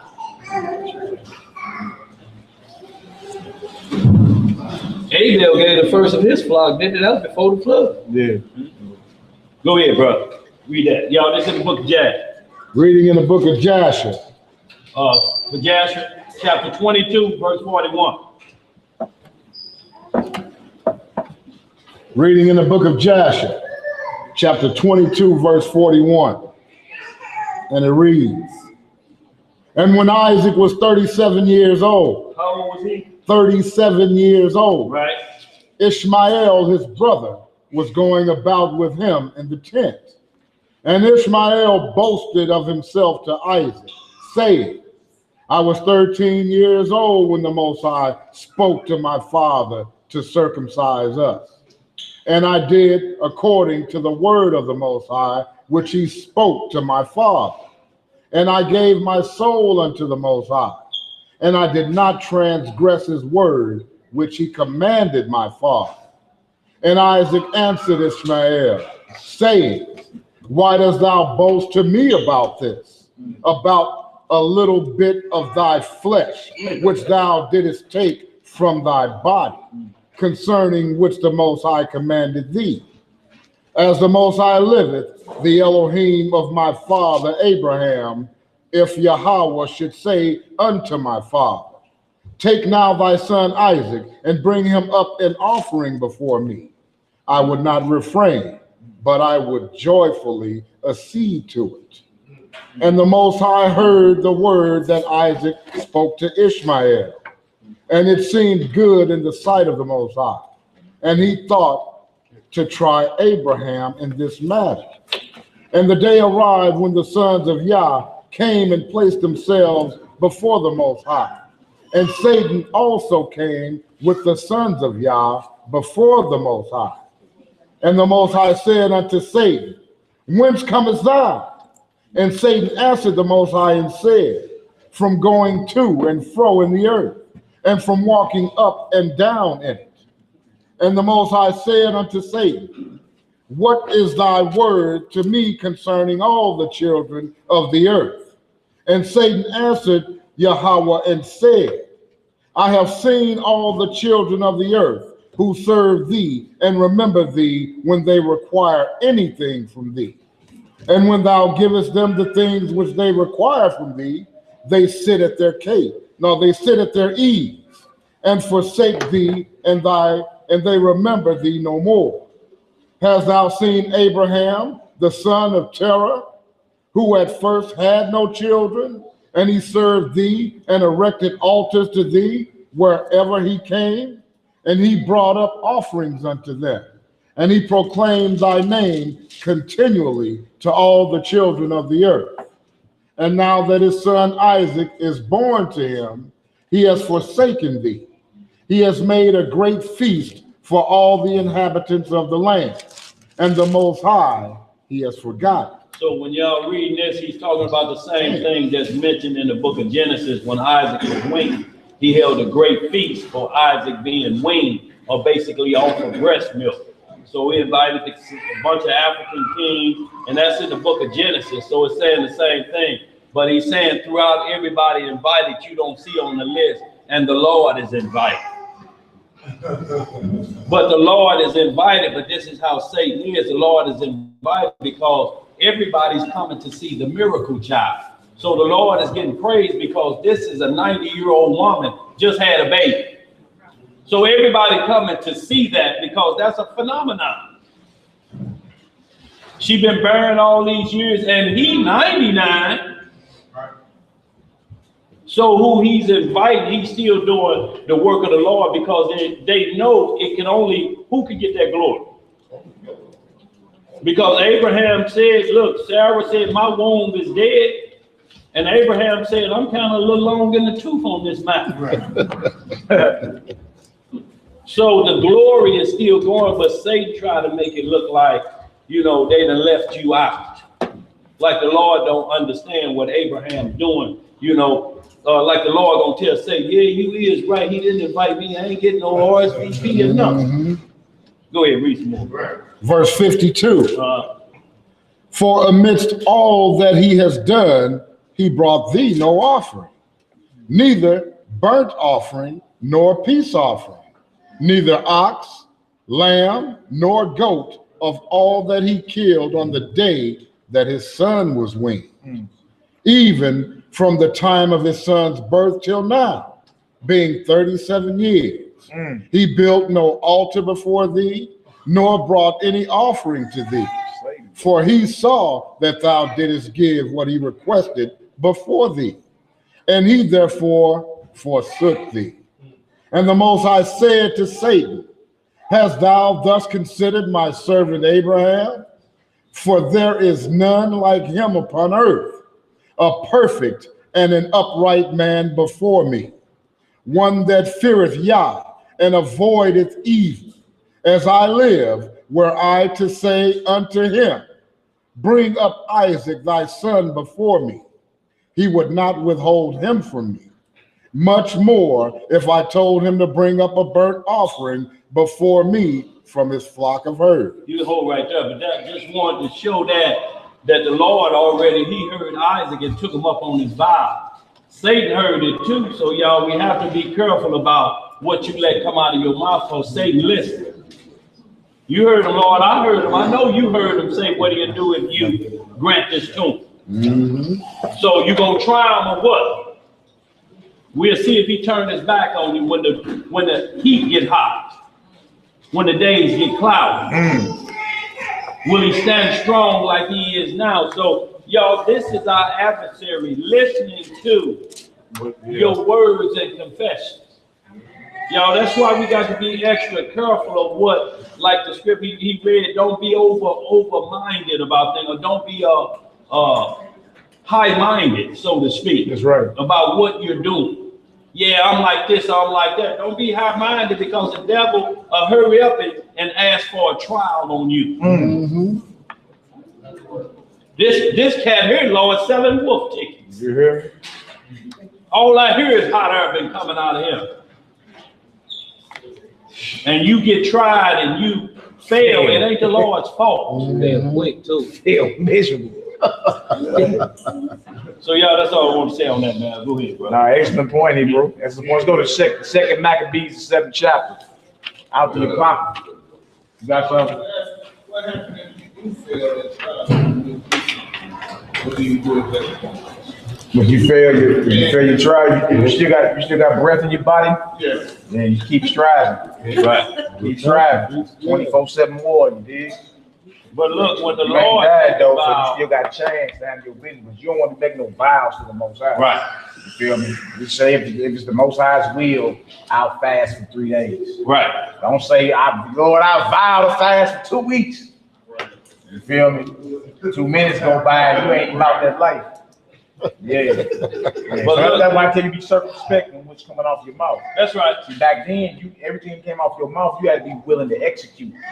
Do that. Today, you're in a society where you just say whatever and then take it back. That's right. I didn't really mean to say that. You feel me? You misunderstood. Technically, you know, so you live in the time where your word ain't your bond. That's right. Say whatever and then take it back as if it didn't come out your mouth. You feel me? You should be circumspect. I know you're saying something, man. Right, yeah, you know, and like you said, just be circumspect and watch what come out of your mouth. But when the challenge is on, when the Lord tells Satan, who you talking about? That servant? Oh, that servant's good. Yeah. His name in the book. You can't To be fail there that. permanently, once the Lord know your heart, he knows what you're going to do.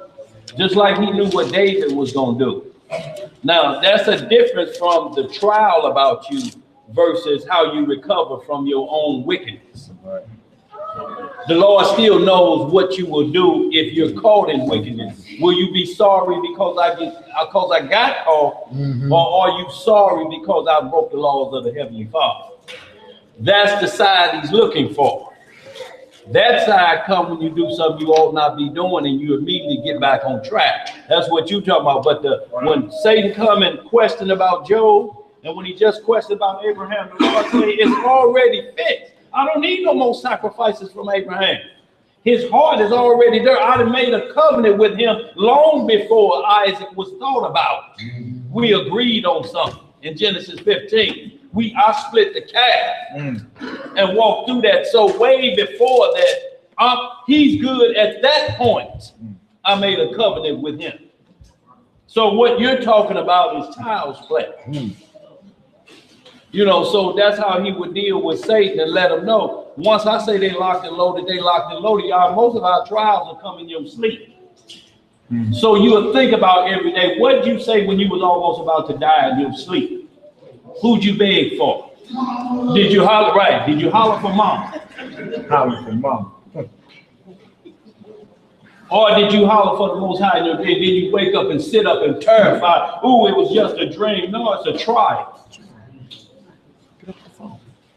You always say them trials come for everything else you dreaming about. I dreamed about this and I got that job. I dreamed about this. Well, you dreamed about this. What is that telling you?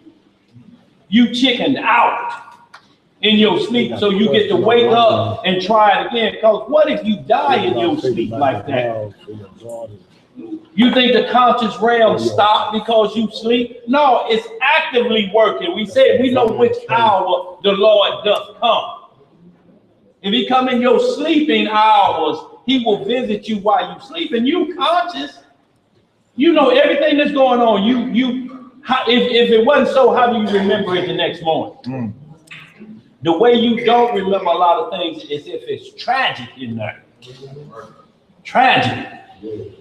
And you're trying to remember it, but it's so tragic, you're trying to push it out of your mind like Pharaoh was, who couldn't remember it. To have something troubling you and you can't even remember what it is, and then you tell your magician, all of y'all dead men walking, unless y'all can tell me what I dreamed and the interpretation. They say, what did you dream? He said, I don't know. They're like, how we supposed to know? He said, that's what y'all get paid for. Now come 4 o'clock. Right. If ain't no answer. It's a wrap. I hope y'all got y'all insurance policies together. So y'all, this is what we're talking about in that supernatural level, when that mind is always clicking 24/7, even when you sleep. You don't get to take off while you sleeping from serving the Lord. That's when your soul is getting nourished. So you be able to walk in the flesh correct. Go ahead, bro. That's all I have. That's it for that? Yeah. We all good? We got 2nd Mac chapter 7. You got it up on the board. We good? Yeah. This is about a strong sister in our history right here. 2nd Maccabees chapter 7. Let's start at verse 1. Let's get some understanding on this. If y'all don't got the apocryphals up on the board, Second half. it's on you, Daniel Solomon. Second Maccabees, Yeah, One. chapter 7, start at verse 1. Verse 1. Yes, sir. Second Maccabees, chapter 7, verse 1.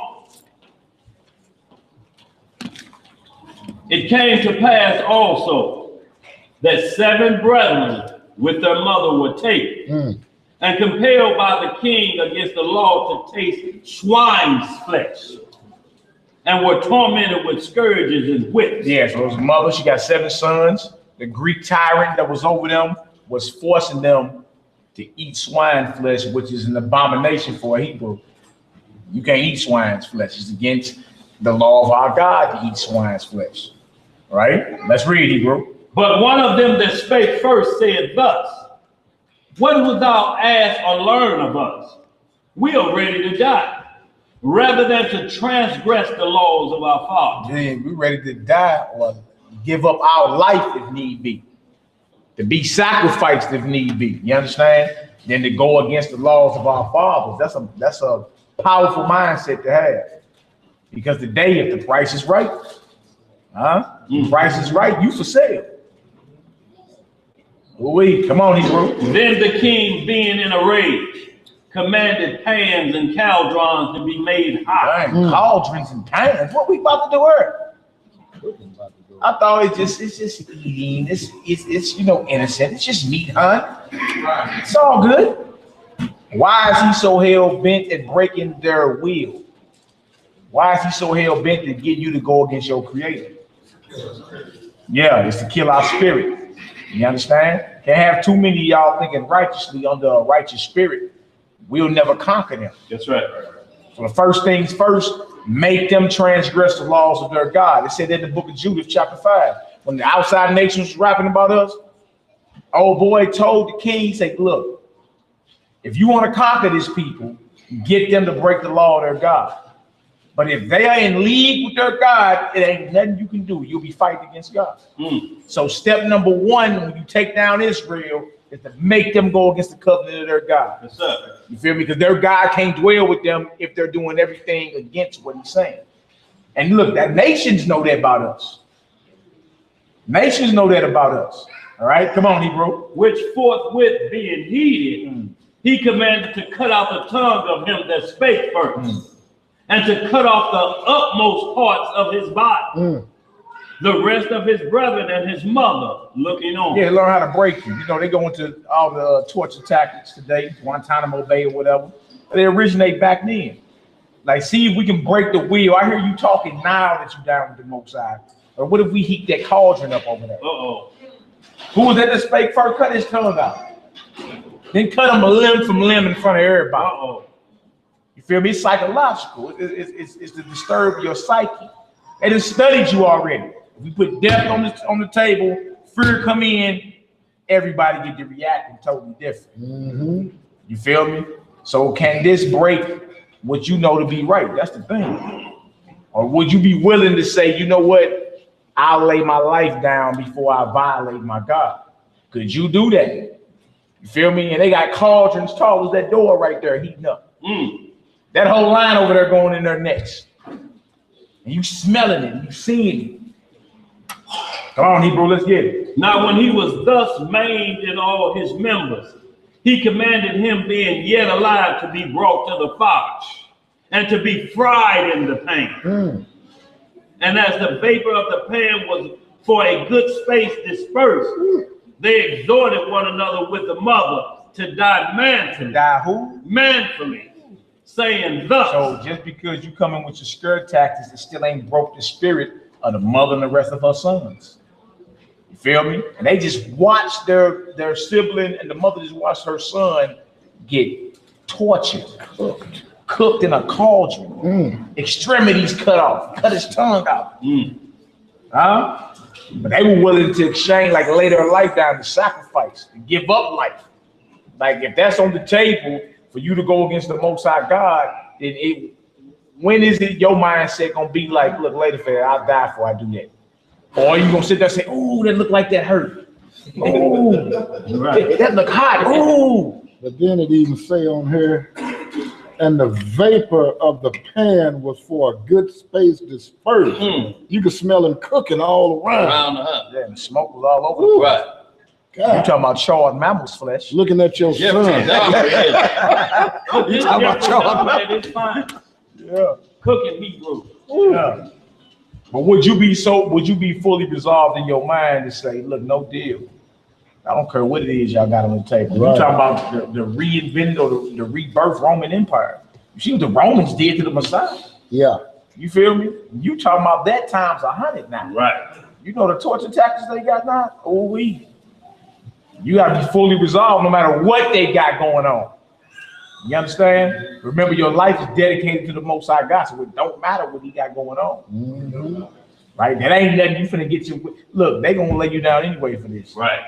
You at that point where they heat cauldrons of it. You think you're gonna be able to be diplomatic about this? Right. Let's talk. Hold on. Let's talk our way about this. No, that ain't about to work. Right. It's simply there to test your faith. Let's see if you really believe what he claimed he believed. Turn that heat up. We finna see real quick who really down with that God you talking about and who ain't. Right? Go ahead, Mama. That's gonna be the same as Revelation 20. Same exact thing. Hey, we got something. Hey, Z, go ahead. Also, it's basically when you saying don't take no thought of what you gonna say, because at that time Satan did something to say, he was like, I give, I don't want it. Yeah. But that's where the spirit comes in, where the spirit comes over the flesh. That's why all head out the window, all focused on what the commandment was, back to the face. Yeah. You know, because the flesh don't be scared anyway. Naturally, the flesh don't want to, but that's where the spirit, how deep your spirit is with the Most High, will pacify their pain. Yeah. You know what I'm saying? For that split moment, it's only gonna be a few minutes. Yeah. Yeah, you gotta be willing to die. Even some of the old coaches back east, like certain Japanese, they'll die for you dishonor them. Yeah. You feel me? Like, boy, he's like, look, you already know what you gotta do. Right. They're like they be like, look, I'll die before you come over here and dishonor what it is. You feel me? Our mindset like, ooh, that look like that hurt. You feel me? But that hurt person there, because if he control your mind, he controls you. That's it. You feel me? If he control your mind, that's a whole nother driver. You understand? So then you control. They create the fear factor in there. Bang. Dang, that's crazy. Asher said, would you be willing to, you understand? No deal. What you got going on? Would you be willing to lay your life down and be sacrificed for the truth? You feel me? How strong was your resolve? That's what it come down to. Yeah. Come on, Hebrew, let's get it. The Lord God looketh upon us, and in truth hath comfort in us, as Moses in his song, which witnessed to their faces, declared, saying, and he shall be confident in his servant. That's right. So when the first was dead after this manner, they brought the second to make him a mocking stock. Hey. And when they had pulled off the skin of his head with the iron, Scalp. We ain't talking about band-aid wounds, y'all. This is serious. Come on, Hebrew. Woo. They asked him, wilt thou eat before thou be punished throughout every member of thy body? But he answered in his own language and said, no. Wherefore he also received the next torment in order, as the former did. And when he was at the last gasp, he said, thou like a fury takest us out of this present life. But the King of the world shall raise us up. Shall do what? Shall raise us up, who have died for his law unto everlasting life. See, so he was willing to give up his present life, to give up something for something greater. It's like these brothers knew about the resurrection. That's right. They said them on the reincarnation right there. He was like, look, the God of this life shall what? Read that again, my brother. Verse 9. Yes, sir. And when he was at the last gasp, he said, thou like a fury takest us out of this present life. But the King of this world shall raise us up, who have died for his law unto everlasting life. You know about being resurrected, raised up. This historically is before the Messiah was even born. See, so resurrection is actually an Old Testament thing. They knew about the resurrection. Like if I die for a right cause, for the laws of the Most High, I'll be raised up by him. Right? So he's like, look, I'll lay this present life down. That's nothing. Because I'm guaranteed on the back end the payout. You got something, my sister? You said, as it said in the Old Testament. Hey, this Old Testament right here. In the New Testament, when passed on the cross, and he went down in the hell, was that the resurrection for them? No, the resurrection was 3 days and 3 nights after. I mean, for the saints, the ones that died before he was hung on the cross, was that their resurrection? No, his resurrection, then those that rose after him is verse 52 of Matthew 27. He had to resurrect first. Okay. Then there were many that came out their graves after him. After he resurrected, he had to be the first fruits from amongst the dead to be resurrected. So he didn't save nobody from the Old Testament. Yeah, that's after he died, though. After he was resurrected, he first. You understand? And then everybody else in the proper order. Okay. He had to be the first resurrected, though, given immortal life or eternal life. The first fruits of the resurrection. Then you have the rest of the harvest, which would be everybody else, including us, if we find faith. All right, come on, let's get it. Verse 10. After him was the third made a mocking stock. And when he was required, he put out his tongue. And that right soon holding forth his hands manfully. And said courageously. Like, these little brothers wasn't no chumps, like, oh, please, come on. Let's reason together. Manfully, courageously. Right? Come on. These I had from heaven. And for his laws I despised them. And from him I hope to receive them again. See, knew about the resurrection. I'll receive these again. I got these from heaven. Come on now. Insomuch that the king and they that were with him marveled at the young man's courage, for that he nothing regarded the pain. This type of mindset you need to fight a tyrant like this. Like you can't fight that spirit being, oh, you gotta be like, look, heathen, whatever. Just like David did with Goliath. He didn't say, come on, Goliath, let's talk about this. He called him an uncircumcised heathen, a Philistine, and said, you don't know today is a God in Israel, and I'm cutting your head off with your sword. You gotta be bold in the Most High God. You gotta know that you're doing the right thing. You see what I'm saying? These brothers knew they was doing the right thing, even though they had to die for it. They understood it. Because they had in their mind something greater than what they were used to seeing. They knew the payoff, they knew the promise. Right? Where would your mind be at when some of these things come around? Because they coming. You right on the brink of World War III.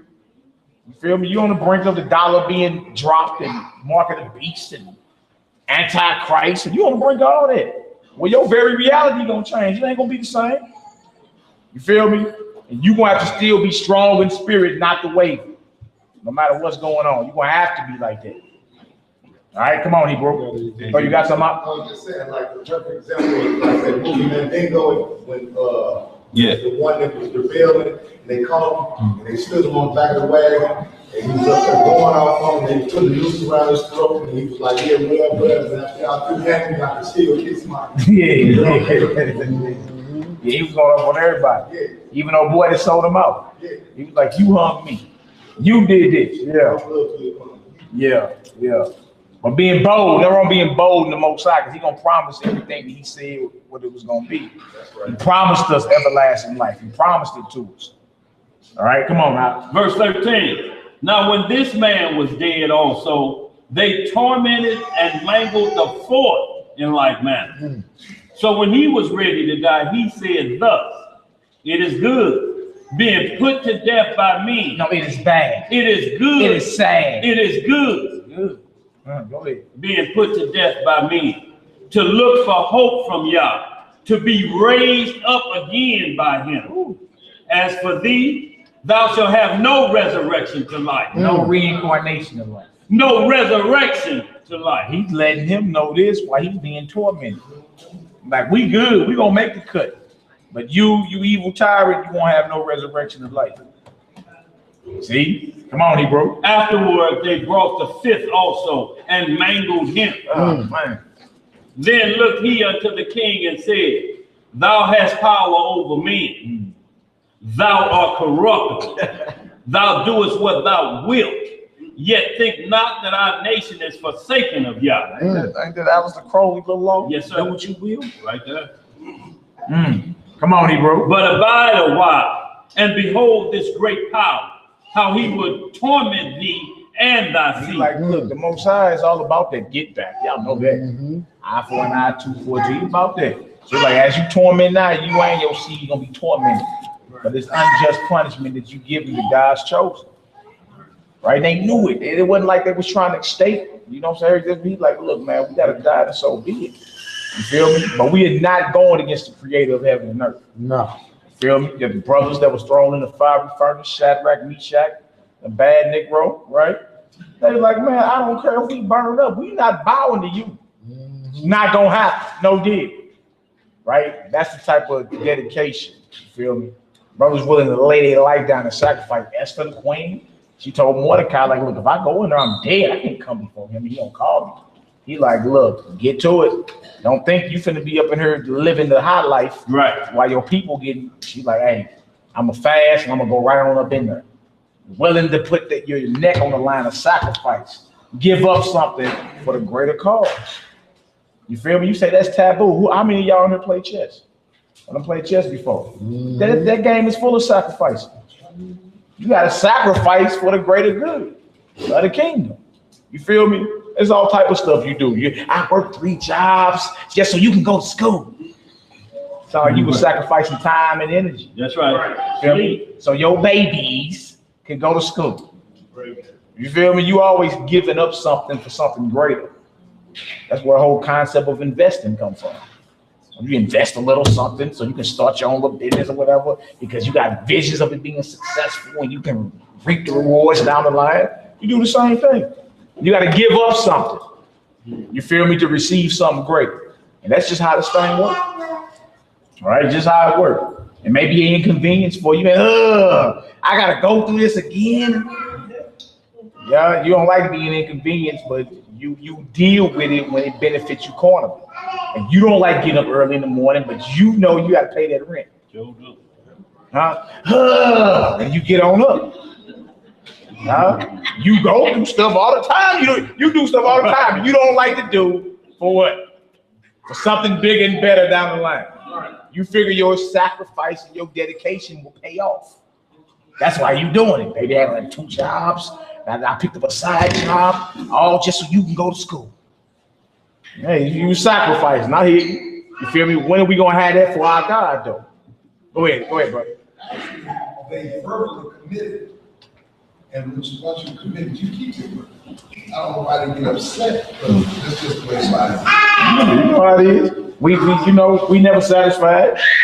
God, I need a job. Bless me with a job. You ain't made it off probation. You feel me? You complaining. Dang, I gotta go back to work. Dang, yeah, you agreed to it. Yeah. You understand? We agreed to the covenant of God. We came out of Egypt. All the words you say, we shall do. Oh, okay, you down with this? Sprinkle them with the blood of the testimony. That's what's up. Make sure you do everything that is written therein. Huh? Just what it is. Somebody else ask something? Sis, back there. No, go ahead, sister. Go ahead.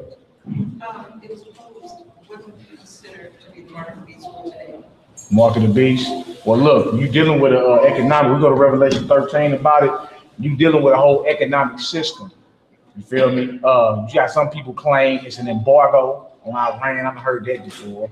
Or the mark of the beast is a fake religion. You've heard that before, right?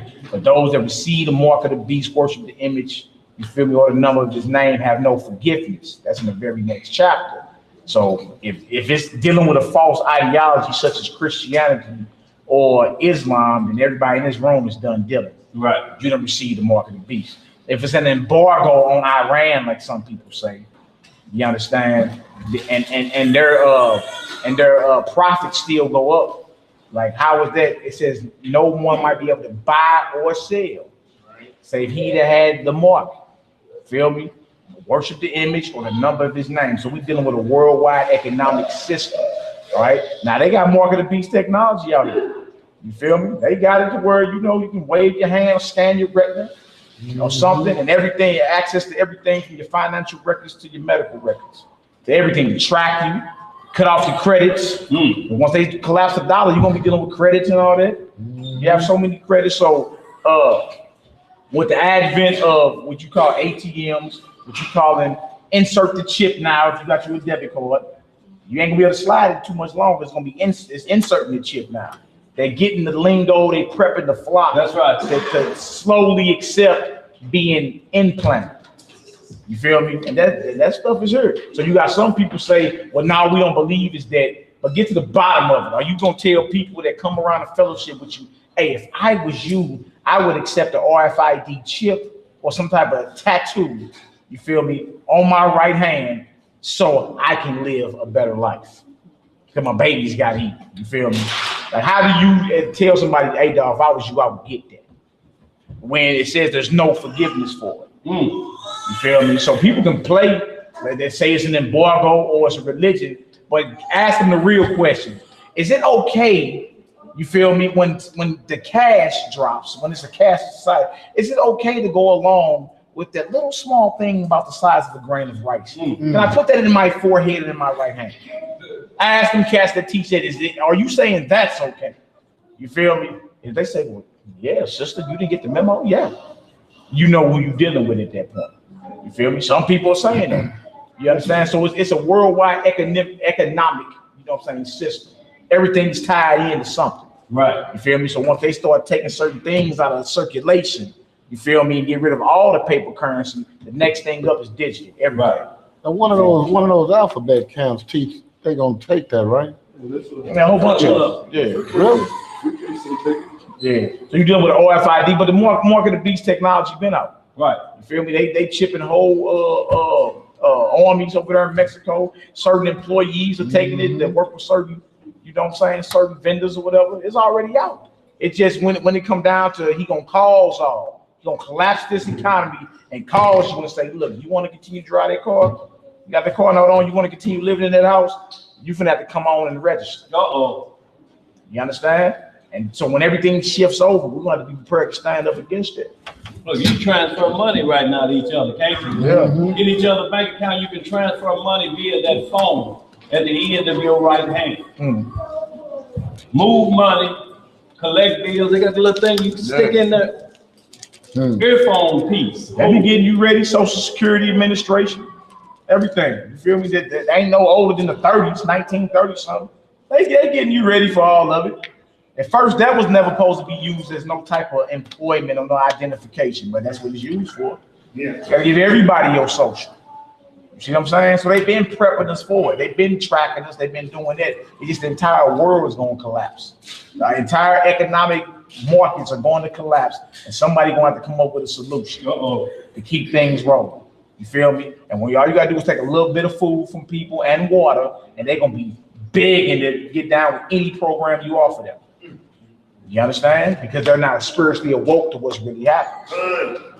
That's what we at with it. To where you want to be willing to stand up and say no deal. Like this mother and these 7 sons. And this was about eating pork, y'all. Yeah. Something you look at today like that ain't nothing. Like, okay, so look at it as if they being forced to take the mark of the beast. It still got to be the same resolve and mindset. Yeah. Like, no deal. I'm not taking that. You still want to have the same spirit these young men had and they mama to stand up against something that you know you ain't supposed to be doing. So if you got the spirit to compromise already and go against the Most High, you already got the mark of the beast spiritually. So when they tell you, look, we ain't got no cash no more, come on over here and sign up. You're like, sir, yes, sir. And keep it moving. If you already in spirit, got the spirit to go against God, you already marked. You feel me? You already marked. That's a spiritual mark. You hell bent to going against your God. You feel me? So when they come and say, look, this is the new system, this is what it is, you won't follow hook, line, and sinker. You're not going to stand up. Like these brothers right here, who went so hard, they wouldn't even taste the swine later for that. I'm good. I'll die before I eat that. Right? So look at this like they offering them the mark of the beast. Come on, now, let's get it. Verse 18. Yeah. After him also they brought the 6, who being ready to die said, be not deceived without cause. For we suffer these things ourselves, for ourselves, having sinned against Yah. Therefore, marvelous things are done unto us. Sound like they was even making excuses. They knew, like, look, we don't win against the Most High God. That's how punishment come down on his people. So they knew it, but still was willing to say, look, we're not going to use that as no excuse. Man, look, they could have used the excuse. Well, you know, everybody falls short of the glory of God. This is one time. Let us go ahead and go against them. Just to live the baby, it's just live. Right? You can hear the excuses. You know, everybody's saying, you know, you ain't perfect, you know. It's all good. Go ahead and take that, man. You know, you got 12 babies, man. Go ahead and take that mark of the beast, man. Right. You need that, man, for them babies, man. They need pampers. Huh? Yeah. Come on, Hebrew. But think not thou that takest in hand to strive against Yah, that thou shalt escape unpunished. Breathing threatenings at him while they be getting punished. You going down too. Come on. Right. But the mother was marvelous above all. This is what I want our sisters to peep, man. This mother.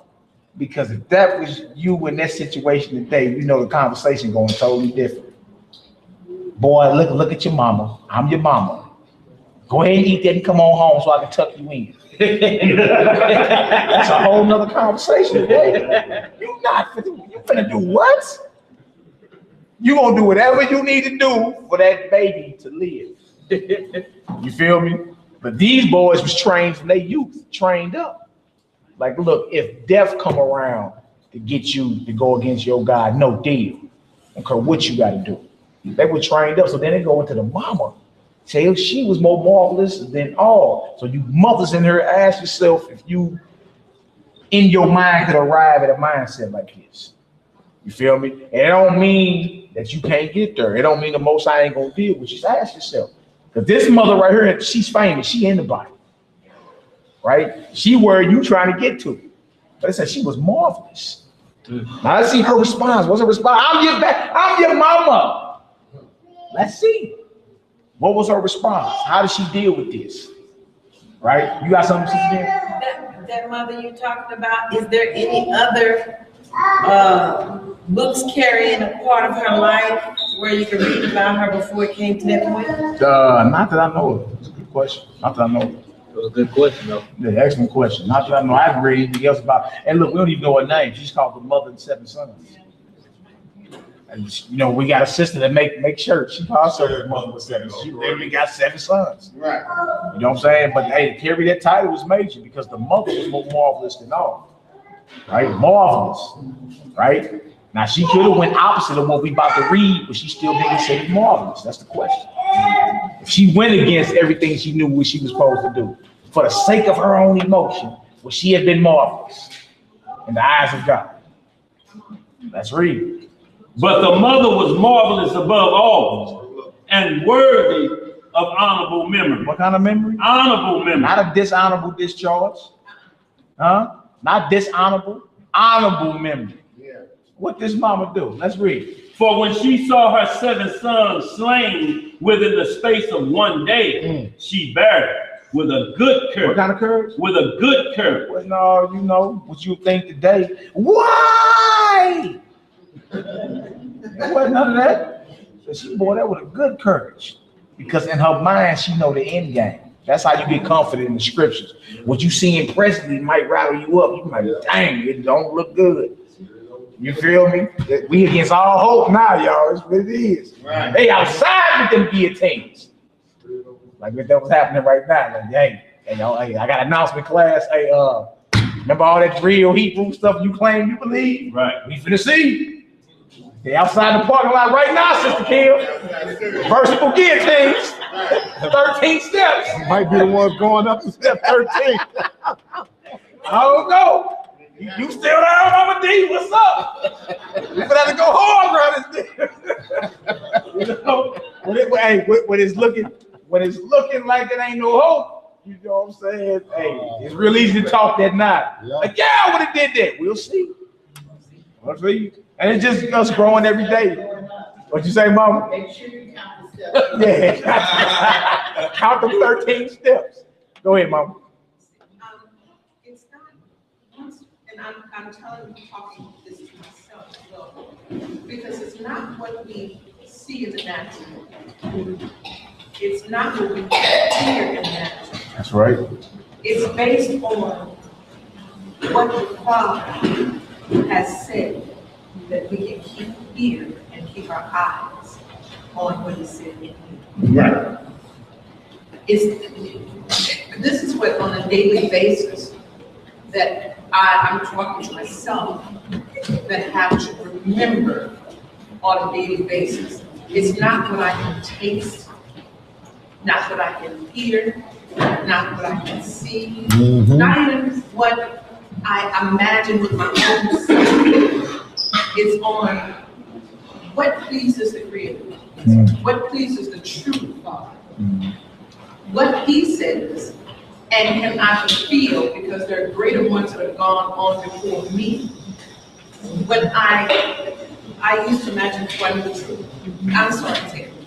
No, but it's on, are those that have gone before me, could they be the ones that cheer me on, that I hear, that I can hear them cheering me on? Not literally, because of the scripture says here. But it's, can I please the Creator? What pleases the Father? This mother knew what pleased the Father. Yeah. She knew what brought glory to the people. And that she was willing to put her children on the stage and allow them to get glory to the people. Yeah. What is that we're teaching our children today that will put into their mind, by the way, they what can I put on the inside of my children that would give them, even if they weren't around, that would bring glory and honor and praise to the Because without me even being there, with my eyes closed, not even looking at my eyes to say yeah or no, could they, if what I'm putting in them, what I'm feeding in them, could they say, for the Creator eternal I live, because, and for the Creator eternal I'll give this flesh. So it's no longer giving, dying, because we've already died. But it's, can they say, I know my mom and my dad would say, this is what I'm supposed to do, and do it without issue. Yeah. Hey, look, it can happen. Look, he say train up the child. That's right. In the way that they should go. Feel me? So this showing even the children were trained up, because they was talking back to their tormentor. Come on. Like, man, we gonna die for this. Like, what are you talking about? Right. You can get 1,000,000 more of them cauldrons up in here. We not gonna go against the Most High. You feel me? And you know, dealing with our people, we got a few choice words for, you know, those that call themselves tormenting us. You know what I'm saying? But these brothers stood strong, and the mother, like I said, was more courageous than all. So they was raised in this life. So you start seeing the battle that we got to go through, and the fight that we have to restore this type of mindset back on our people. You feel me? You look at this like it's radical now, but you ain't said nothing about Harriet Tubman. Right. Harriet Tubman had a mindset like this. That's right. You feel me? You give her glory. You give her praise. Oh, Sister Harriet, yeah. Right, but she had to go there in mindset. She couldn't play around with what was going on. She had to sacrifice. She had to put her own neck on the line, right? Rescue some of her people. Some of them get weak in the spine. Some men. That's right. A lot of men, right? And she had to turn that gauge on them like, look, I'll put you down before I let you go back there. Right? We call her a sister soldier today. That's right. Right? But you look at her mindset. Look, she was wanted by the United States government. You feel me? She was straight wanted instead of a terrorist. Right? But was willing to adopt a certain mindset and put her neck on the line to see something great. That's right. You feel me? Yeah, and look, and trip off this. Those are the people that you're going to remember. Those are the people that get the ink dealing with the Most High. You feel me? And you got average, every day, but then you got people that shine above the rest because everybody got the knowledge. Everybody say the 10 Commandments. Everybody can say that. But when it come down to sacrificing, Right. see that's a character builder right there. That really say something about a person. Like I get that up. You feel me? To receive something great on the back end. I give up everything you talking about right here, just to receive glory and honor and riches on the back end. I'm in. Count me in. You feel me? That's just what it is. Actually, let's read about this mother right here. Okay, let me just say to my when he was talking about Harriet Tubman, that series of Underground is one called Minty, Minty. Right. It's specifically about Harriet Tubman during that time. So if y'all just Netflix or whatever it is, the Underground Minty, Minty, it's gonna blow your mind what's being said about these scriptures, and them abolitionists out there listening to who they call the female black Moses. Yeah. Yeah. She had all type of scars on the back and all that. That's straight soldier. You know what I'm saying? And when she spoke, they was baffled. Like, wow. You feel me? And convicted. You know what I'm saying? She wasn't holding no punches, just like Frederick Douglass gave his 4th of July speech. He ain't gonna be holding no punches around her. It's what it is. All right, come on, Hebrew, let's get it. Because of the hope that she had in the Lord. Yeah, she exhorted every one of them in her own language, filled with courageous spirit, and stirring up in her womanish thoughts with a manly stomach. She said unto them, I cannot tell how ye came into my womb, for I neither gave you breath nor life. Neither was it I that formed the members of every one of you. But doubtless the creator of the world who formed the generation of man and found out the beginning of all things will also of his own mercy give you breath and life again, as ye now regard not your own selves for his law's sake. You're gonna be given eternal life. You're gonna be rewarded for this. I can't tell how you came into my womb.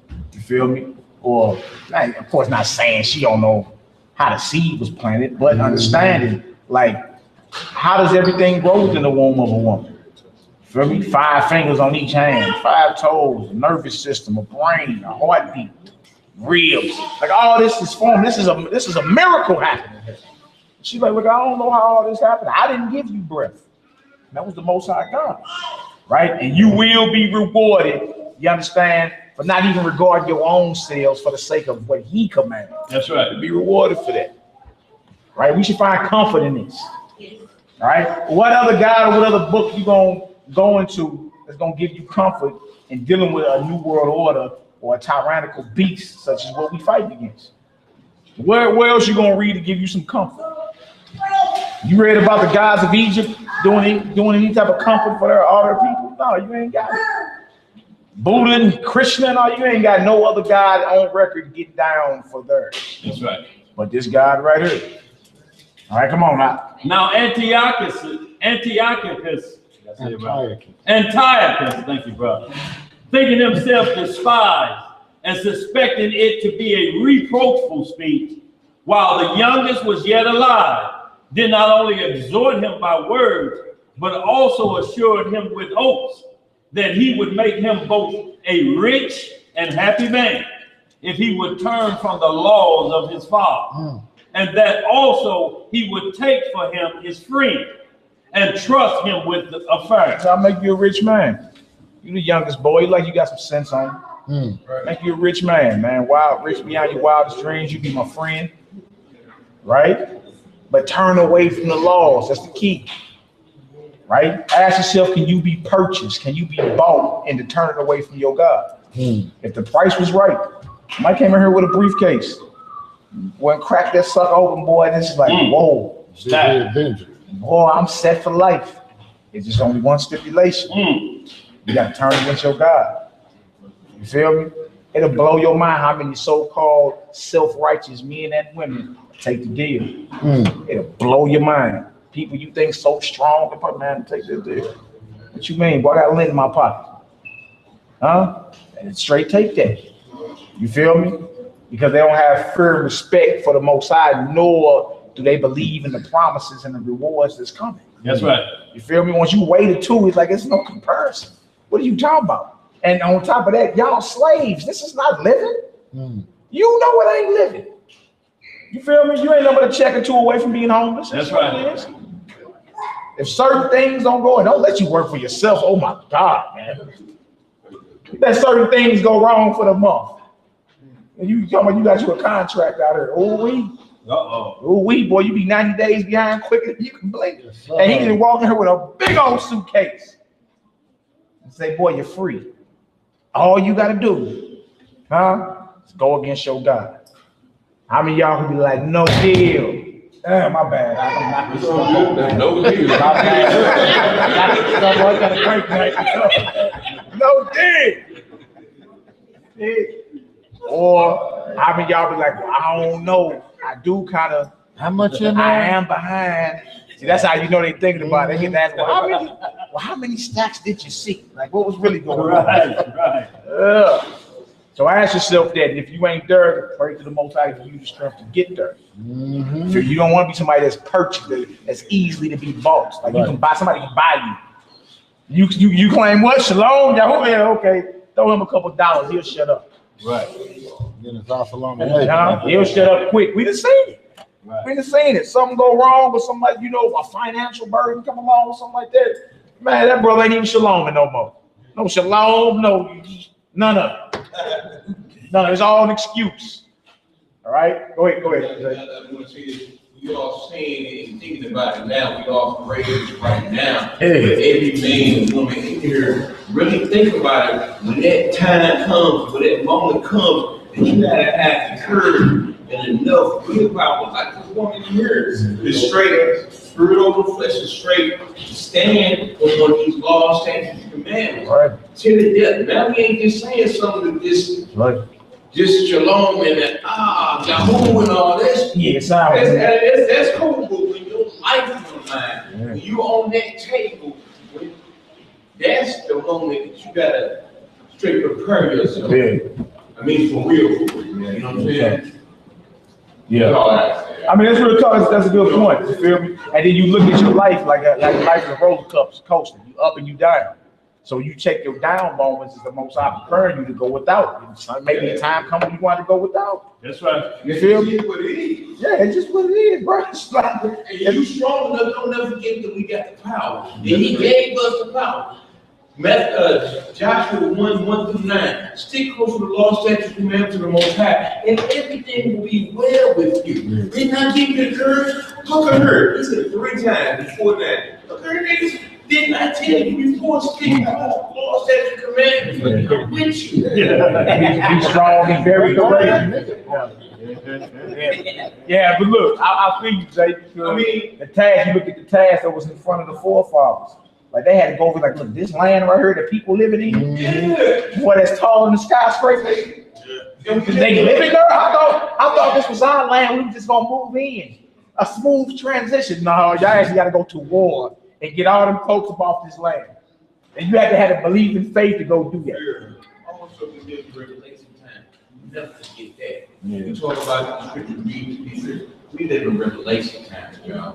We can still back by the law, but we live in Revelation time. So things different now. The angels ain't niggas. We stick to the law and God on our side could be against us. That's true. That ain't gonna play them, man.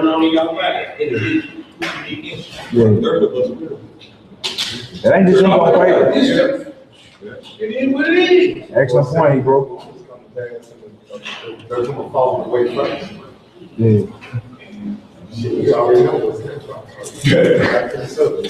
Come on, let's get it. Verse 25.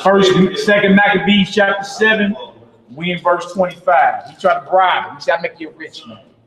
Go against your God. I make you a rich man. Verse 25. Yeah. But when the young man would in no case hearken unto him, the king called his mother and exhorted her that she would counsel the young man to save his life. That's your youngest boy. I can kill 6 of your boys today. That's your youngest. I really don't want to kill him. Feel me? Tell your boy, go ahead and get down, make him a very rich man. Y'all be cool. You suffered enough today. At least you got one. Huh? Come on, Hebrew. And when he had exhorted her with many words, she promised him that she would counsel her son. Oh, yeah, I got you. I'm gonna talk to him, all right? I'm gonna talk to him. Yeah. Come on, Hebrew. But she, bowing herself toward him, laughing the cruel tyrant to scorn, spake in her country language on this manner: O my son, have pity on me that bare thee 9 months in my womb, and gave thee suck 3 years, and nursed thee, and brought thee up into this age, and endured the troubles of education. Yeah. I beseech thee, my son, look upon the heaven and the earth, and all that there is, therein, and consider that Yah made them of things that were not. Ooh. And so was mankind made likewise. So look at everything. Everything you see was made by something you can't see. Man, tell my son this. I beseech you, my son. Now she's supposed to be counseling him to get cool with the king so his life can be spared. Yeah. Yeah. Come on, what did it say? Fear not this tormentor. Ooh, do what? Fear not this tormentor. I'm your mama, boy. Come on home. She said, look, don't fear this tormentor. Did you feel me? He's a heathen. He's a sinner. What are you doing fearing him? Right, come on now. But being worthy of thy brethren, take thy death. Do what? Take thy death. Sisters, y'all know y'all can tell them babies, them children that today, you know you wouldn't be able to say that. You feel me? But she understood that what was going on was a spiritual war that manifested in the flesh. So everything you see was made by something invisible, including us. She understood that, right? How you come this far and then say, okay, baby. You feel me? That's someone that believes that life stops when you hit the grave. You feel me? But if you believe something higher than that, you feel me? You know, okay, well, that's when life just starts. Yes, sir. You feel me? We got greater things to get on to. So she told him as a woman, they said earlier, she had a manly stomach. Her woman-like emotions, but with a manly stomach. She encouraged her children. Like, hey, stand up, y'all. Go hard, boy. Oh, we. Today, could you have said this? Come on, Hebrew. Take thy death, that I may receive thee again in mercy with thy brothers. See, she understood resurrection. If you take this honorable, this ain't dishonorable. If you take this honorable death, the Most High God has promised I'll receive you again with the rest of your brothers. And what? Mercy. Come on now. While she was yet speaking these words, the young man said, whom wait ye for? He's like, what? Who you wait talking to the king? Who you waiting for? Go ahead. I will not obey the king's commandment, but I will obey the commandment of the law that was given unto our fathers by Moses. That's right. You feel me? Come on. And thou, that has been the author of all mischief against the Hebrews, shall not escape the hands of Yah. Baby boy popping off, ain't he? He going hard. He like, look, later fall, I already know my end. I'm not even, they say scroll up a little text out. He like, I already know my end. It's all good. Baby boy, everyone trying to bribe him. That's right. But he the static addict out of all of them. He a firecracker.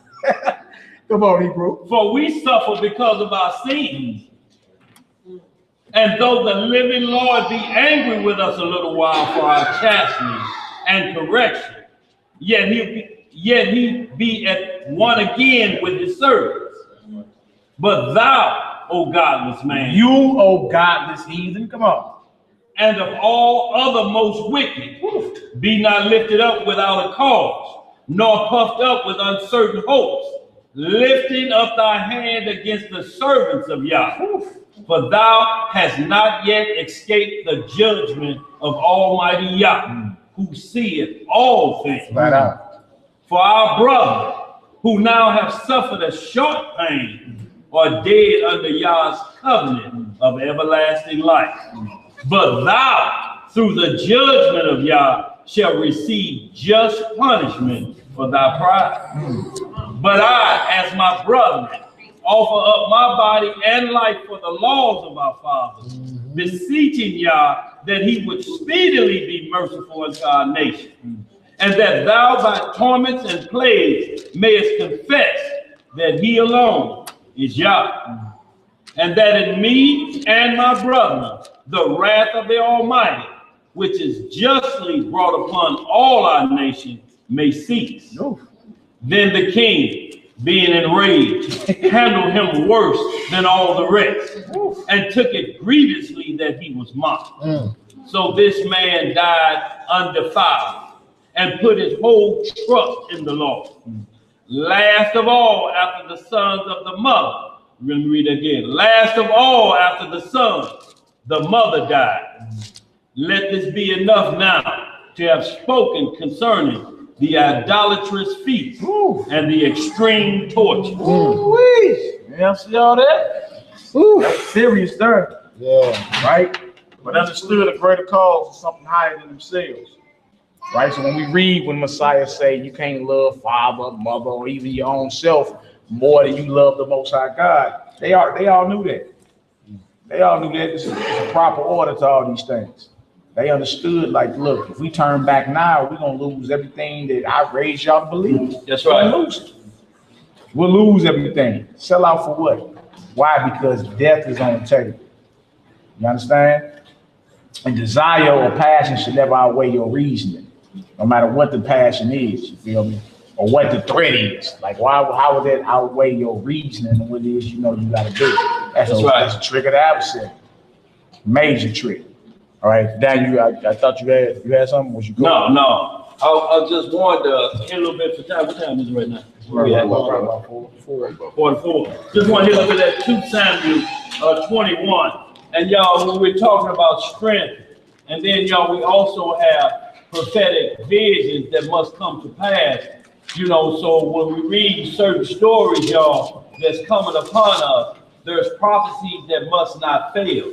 And this is just a situation with David's strength that all of us have to be one body, y'all. We have to have everybody's back. I want to go. When we get older, I want to go 2 chapters over. After you want to go? Okay. After you when you get older, now the young men are our strength. You know, just going out banging with a whole group of young men, and we elders now, we ain't the same. You know, and a lot of times prophecy, like what the Messiah had to go through, the war that Peter wanted to do, the Messiah had to let him know, look, if you don't do this, the light get put out of Israel. So we have to understand this that we're going to read right here. At one time, they had to preserve David because David was a man of war. David was a warmonger. David, I mean, when you said let's scrap, he like, where my stuff? You didn't have to worry about David, but David had to always remember, if his light goes off, the prophecy failed. So y'all, we still keep this thing in perspective because of prophecy, because the Messiah had to come. But in like manner, David was in no way, shape, or form ready to yield to the Philistines. He was ready to fight with his last breath, but he had to still be reminded of the promise that was to come. David has got to come through you. We can't let your light be put out. You know, so this is just a story, y'all, that are talking about David and his strength, and it was about a battle going to go up against the brother of Goliath, another giant. Now, David was 14 or 15 when he killed Goliath. Now he's a full-grown man, and he's scrapping out here. We warring with these Philistines on a regular. David at the point that when the kings would go out, that was just enough that he would go out and battle, and then the king moved back, and everybody else take the throne. David never wanted to go back. He was like, look, man, let's roll. Wait a minute, David, you don't go out today. I'm going out today. Ain't no need to talking about it. I'm going. They like, he going. He going, but we have to be careful, y'all, that we never get above the prophecy. And that's what's happening with a lot of these camps. They try to put men in these high power positions to take away the promise of the Messiah. You know, let their light go out. But y'all, we have to keep this thing going. If we go, we got to make sure we pass this message on like they did. This gives us encouragement. That's right. Not to let the light go out, y'all. When we talking about the light going out, y'all, we're talking about they extinguish the laws of the Most High, because that's the only way they get it off. It's the only way they ever got it off. Strip you of your name and the laws where you come from, and we win. It's as simple as that, y'all. That's why all of this Bible tampering you may hear, take them to Exodus 20 and just ask them, is any of that tampered with? It'll stop everything in its tracks. Because if it's tampered, then all of the scriptures that say it's holy and it's pure goes out the window. So ain't no need us playing around. So the prophecy was already, so all of us have to understand that we can't leapfrog prophecy like Judas and Peter wanted to do. Certain things have to go down in a certain way, and we have to protect. Y'all, we have to be wise about these things. But when it comes down to the mark of the beast or different things like that, everybody's soul is on the line at that point. Everybody is on the line at that point. But this is after the promises. This is the promises. We in that time, y'all. Damn, we born for that. Yeah. Damn, we in the mark of the beast. It's our time. Bombing Syria, dang. And they showing you if a bomb hit this, how many people it'll kill. 280,000 inside of 24 to 48 hours. 280,000. That's half of St. Louis. Inside of two days. Gone. That's just one bomb.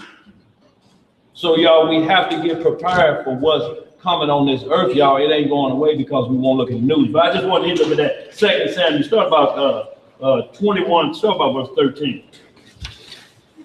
Just start about 15. Y'all, we're just going to read a couple verses on this. And I just wanted to see that David fought to the end. He had to be told, David, man, you got to hold on. David didn't want to hear it, y'all. You talk about somebody you call and say, man, I got stacked. What?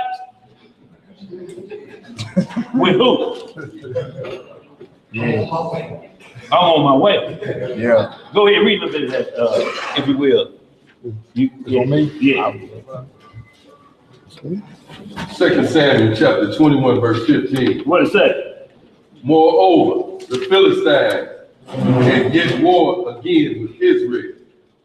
And David went down, and his servants with him, and fought against the Philistines. And David waxed faint. What did David do? Waxed faint. See, this because David, y'all, was a warrior. Y'all have to understand that as you get older, you're not swinging that sword as swift as you used to because you're getting older. You know, sometimes we have to step back and let the younger men, they're the strength, but you become more wise in how you structuring these things. Obama and Trump went out there pushing them buttons on them missiles going to Syria and what he did to bring Osama down. At that point, you have to give wisdom, but you get the credit for it. But David didn't want to hear it. That's why the Messiah said, David's heart is like mine own. When it's about the Lord, David don't care what's at stake. That's right. But you have to also remember, he needed to remember prophecy in this one position. Because at this point, he can't give his life up at this point because now that voids prophecy. Because the seed of Jesse, it wouldn't have stopped anything. Messiah sure had another backup plan, but this one the naysayers would be talking about because that was the promise. Jesse is coming through this son of the 8 that you brought out. That's the one. He's the chosen one. So in like manner, the Messiah was just the opposite of that. He had to tell Peter and them, I got to die. Y'all got to let me do this. They were trying to stop it in like manner, but the difference is he was born to die. The Messiah was. That was his mission. He was born to be sacrificed. You think about that your whole life. When the day comes, I'm born to die. We are technically, but I'm part of a prophecy. This is how I'll be born, and this is my end. 33 years. How quick 33 years get here? I'm gone. Man, you were just buying liquor when you came into this walk. Yeah. You're 30 plus 3 years already, that quick. 36. That quick. See why I just was able to buy liquor? Listen, boy. They gonna call me, watch. Go ahead, bro. Read some more. And Ishbi-Bonab, which was the sons of the giant, the weight of whose spirit weighed 300 shekels of brass in weight, he being girded with a new sword, thought to have slain David. But Abishai, the son of Zeruiah, scorned him, succored him, and smote the Philistine and killed him. So he saved David. David almost got killed in that battle. But he had a soldier named Abishai that killed the giant, spared his life. All right, go ahead, Abby. Then the men of David swore unto him, saying, Thou shalt go no more out with us to battle, that thou quench not the light of Israel. See, because they knew the first battle of the giant, and you can see he done lost a little bit off his fastball. That giant head would have been cut off immediately, but David fight, and he blocking with the shield, and this giant hitting on him, and he blocked me like, oh, he'd have been dead. David get just a little bit, he'd have lost a little bit off his curveball. But the men that was with him understood David's zealousness. David like, he gonna have to kill me out here today. I killed his brother, so he up next. But when you got this man 6'6", 9'6", 10 feet tall, swinging a sword down, and you're a little bit older. So now we understand the script of our young men or our strength. You can't put all your old men out there and your young men in the back. It don't work that way, y'all. The strength is in the youth, and that's why they're so scared of our youth. It's the only people on earth that they attack the youth at the age that they are. Starting at 12, and then they get you before manhood. Every one of our men who we call great in sports or whatever, 28 is the lit. That's your prime. They say that's a man's prime. That's when his testes are sucked, so to speak. Yeah. Ali at 28, Tyson 28. The same time Jordan at 28, when all his problems come about, is about that 28 year of age that they say a man is in his full strength at that time. And they try to lock you up at that age. And ain't no coincidence that these age numbers around that range, you keep getting locked up. The great ones, so to speak, that we look up to our war heroes. So just saying in like manner, we have to be extra careful that we don't go above and beyond. When your time comes to die, you gonna know it. Because they gonna tell you point blank, eat it or we're killing you. You don't have to guess about it. You ain't gonna have to wonder if this is it. They can be knocked home. Everybody in there dying today. Come on out. Are we coming in now? Hallelujah. That's what it is, and the door fly open. And they jump back like when they ask Messiah, you hear me? And everybody jump back. Yeah, that's him. So y'all, that's a bold statement, but y'all just wanted to hit that just for a little bit of understanding, y'all, so we don't get to the point that we mistake war and we try to exceed over what the Messiah's got planned already. Y'all, a lot of it he already got going. All we gonna do is give our life like he gave his for us. That's coming upon us. But we can't fight the Lord's battle, so to speak. He has to fight that. If we don't let him fight it, y'all, we're gonna get generals. We're gonna get men that call themselves the Holy Spirit, and they're gonna make you forget about our King, our deliverer. And this let anybody know that if you're trying to say David was that, if it weren't for his men, we wouldn't have heard about the sons of David. All right, bro. They can egg him on out of there. But these men, that's how one body was working. Watching his back at all times, y'all. And this serious fighting, y'all. This ain't like what we talking about today. You got a pistol, you can hide and shoot from a distance. This hand-to-hand combat. Where your skills at then? Go ahead, bro. Are you done with that? Yeah. Let's go 2 chapters over. Okay. 2 Samuel 23. Yes, sir. 2 Samuel 23. Same situation with David again. Yes. And David had a whole bunch of what you would call mighty men with him. It wasn't just David that was head busting. He had a whole bunch of cats with him, brothers with him. That was no joke. It was fighting lions and all that. We're finna read about some of these brothers. And how they was willing, they understood the Most High was with David, how they was willing even to put their lives on the line to make sure he was cool. right? They just told David, you can't come back to war with us, man. Right. Like you tripping. The light of Israel mess around, get put out. Yo, You out here banging with us. We got this. You chill on out. We good. Come on, Hebrew. Let's get And look, David, it was the time when the king go off for war. At the time he didn't go out there lounging around on the rooftop and saw Bathsheba. Yeah.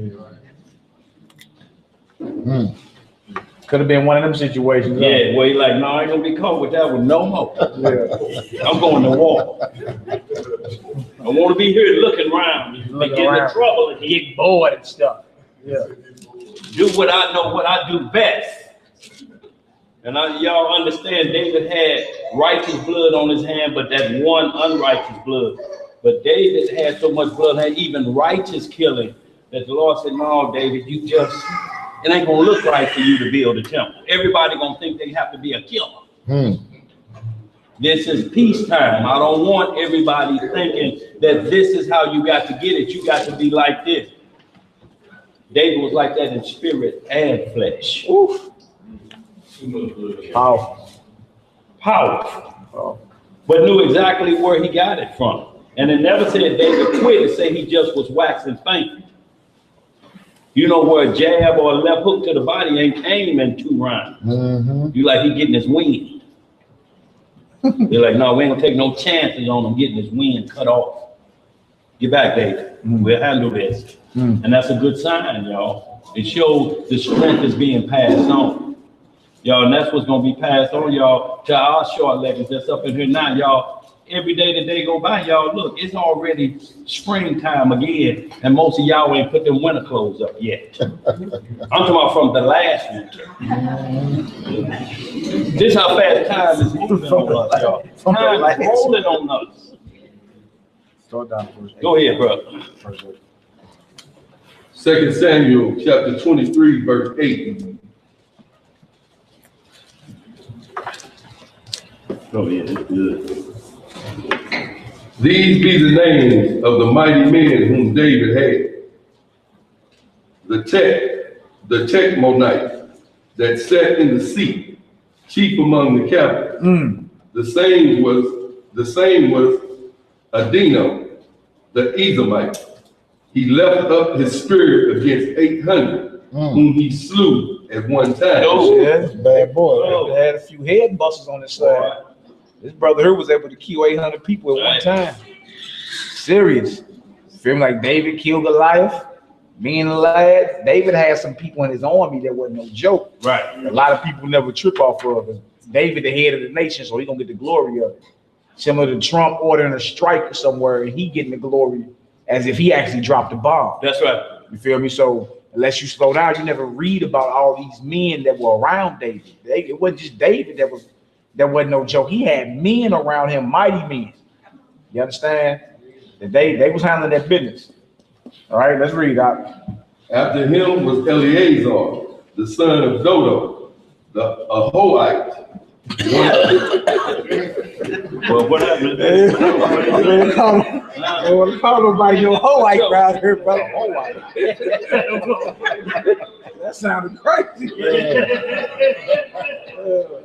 That sounds like that, boy. One of 3 mighty men with David. When they defied the Philistines,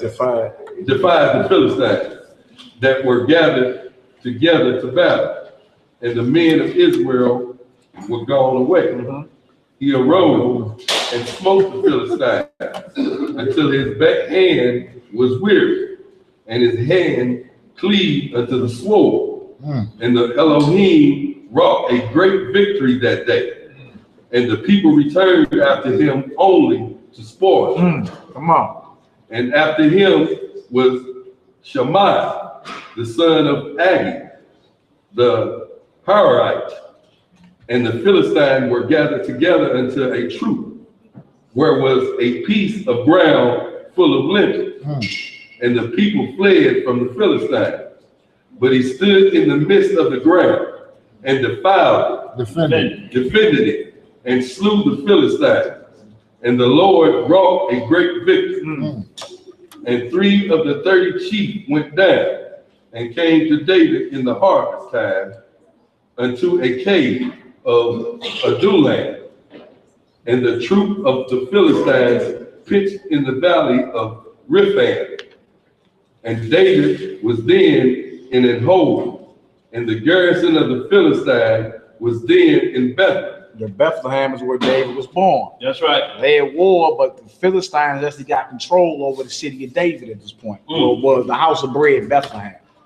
Right? So he had war with he going to war with his boys and them, but at that present moment, they had control over Bethlehem. The Philistines did.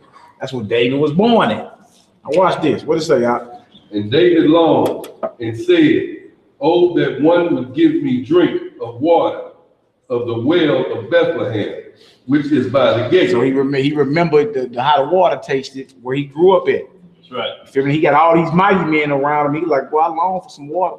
Some of that Bethlehem water. Now you got all these head busters with him, you understand? Now you know these brothers are loyal. They waiting to lay their life down for him. That's right. They know the Most High God that anointed them, you understand? So he like, look, I want some of that Bethlehem water. I wonder what that tastes like. That's probably their deal. Go ahead, Hebrew. And the three mighty men break through the host of the Philistines and drew water out of the well of Bethlehem that was by the gate, and took it and brought it to David. Nevertheless, he would not drink thereof, but poured it out unto the Most High. Dang, trip off that. These brothers gonna risk their life and put their neck on the line. They gonna get their king some water, right? And he tripping off how hard and how real it was for them. He brought the water back to him and he pours it out. Pour out a little liquor for him. Where y'all think that came from? All these things ain't nothing new. They steal everything from the script. Pour it out though. They just risk their life for you. Pour it out. I don't even want none. Why though? Let's read. And he said, "Be it far from me, O Lord, that I should do this. Is not this the blood of the men that went in jeopardy of their lives?" Right, looking at it like they could have been killed doing this. Right. You feel me? They should put their neck on the lines just to satisfy my thirst. They could have got killed and just bringing me some water. Right? Pours it out. Go ahead, Hebrew. Therefore he would not drink it. These things did these three mighty men.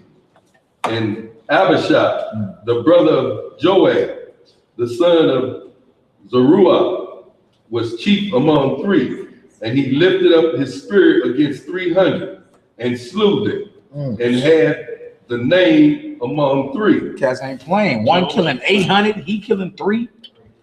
Hey, there's another day at the office. Yeah. Like it's nothing, you know what I'm saying? Come on, Hebrew. Was he not most honorable of three? Therefore he was their captain. Howbeit he obtained not unto the first three. And Benaiah, the son of Jehoiada, the son of a valiant king of Valiant man of Kabzeel, who had done many acts and slew two lion-like men of Moab. He went down also and slew a lion in the midst of the pit in the time of snow. You see that? Bang with a lion and some snow. Jumped down in the pit. These who David had amongst them.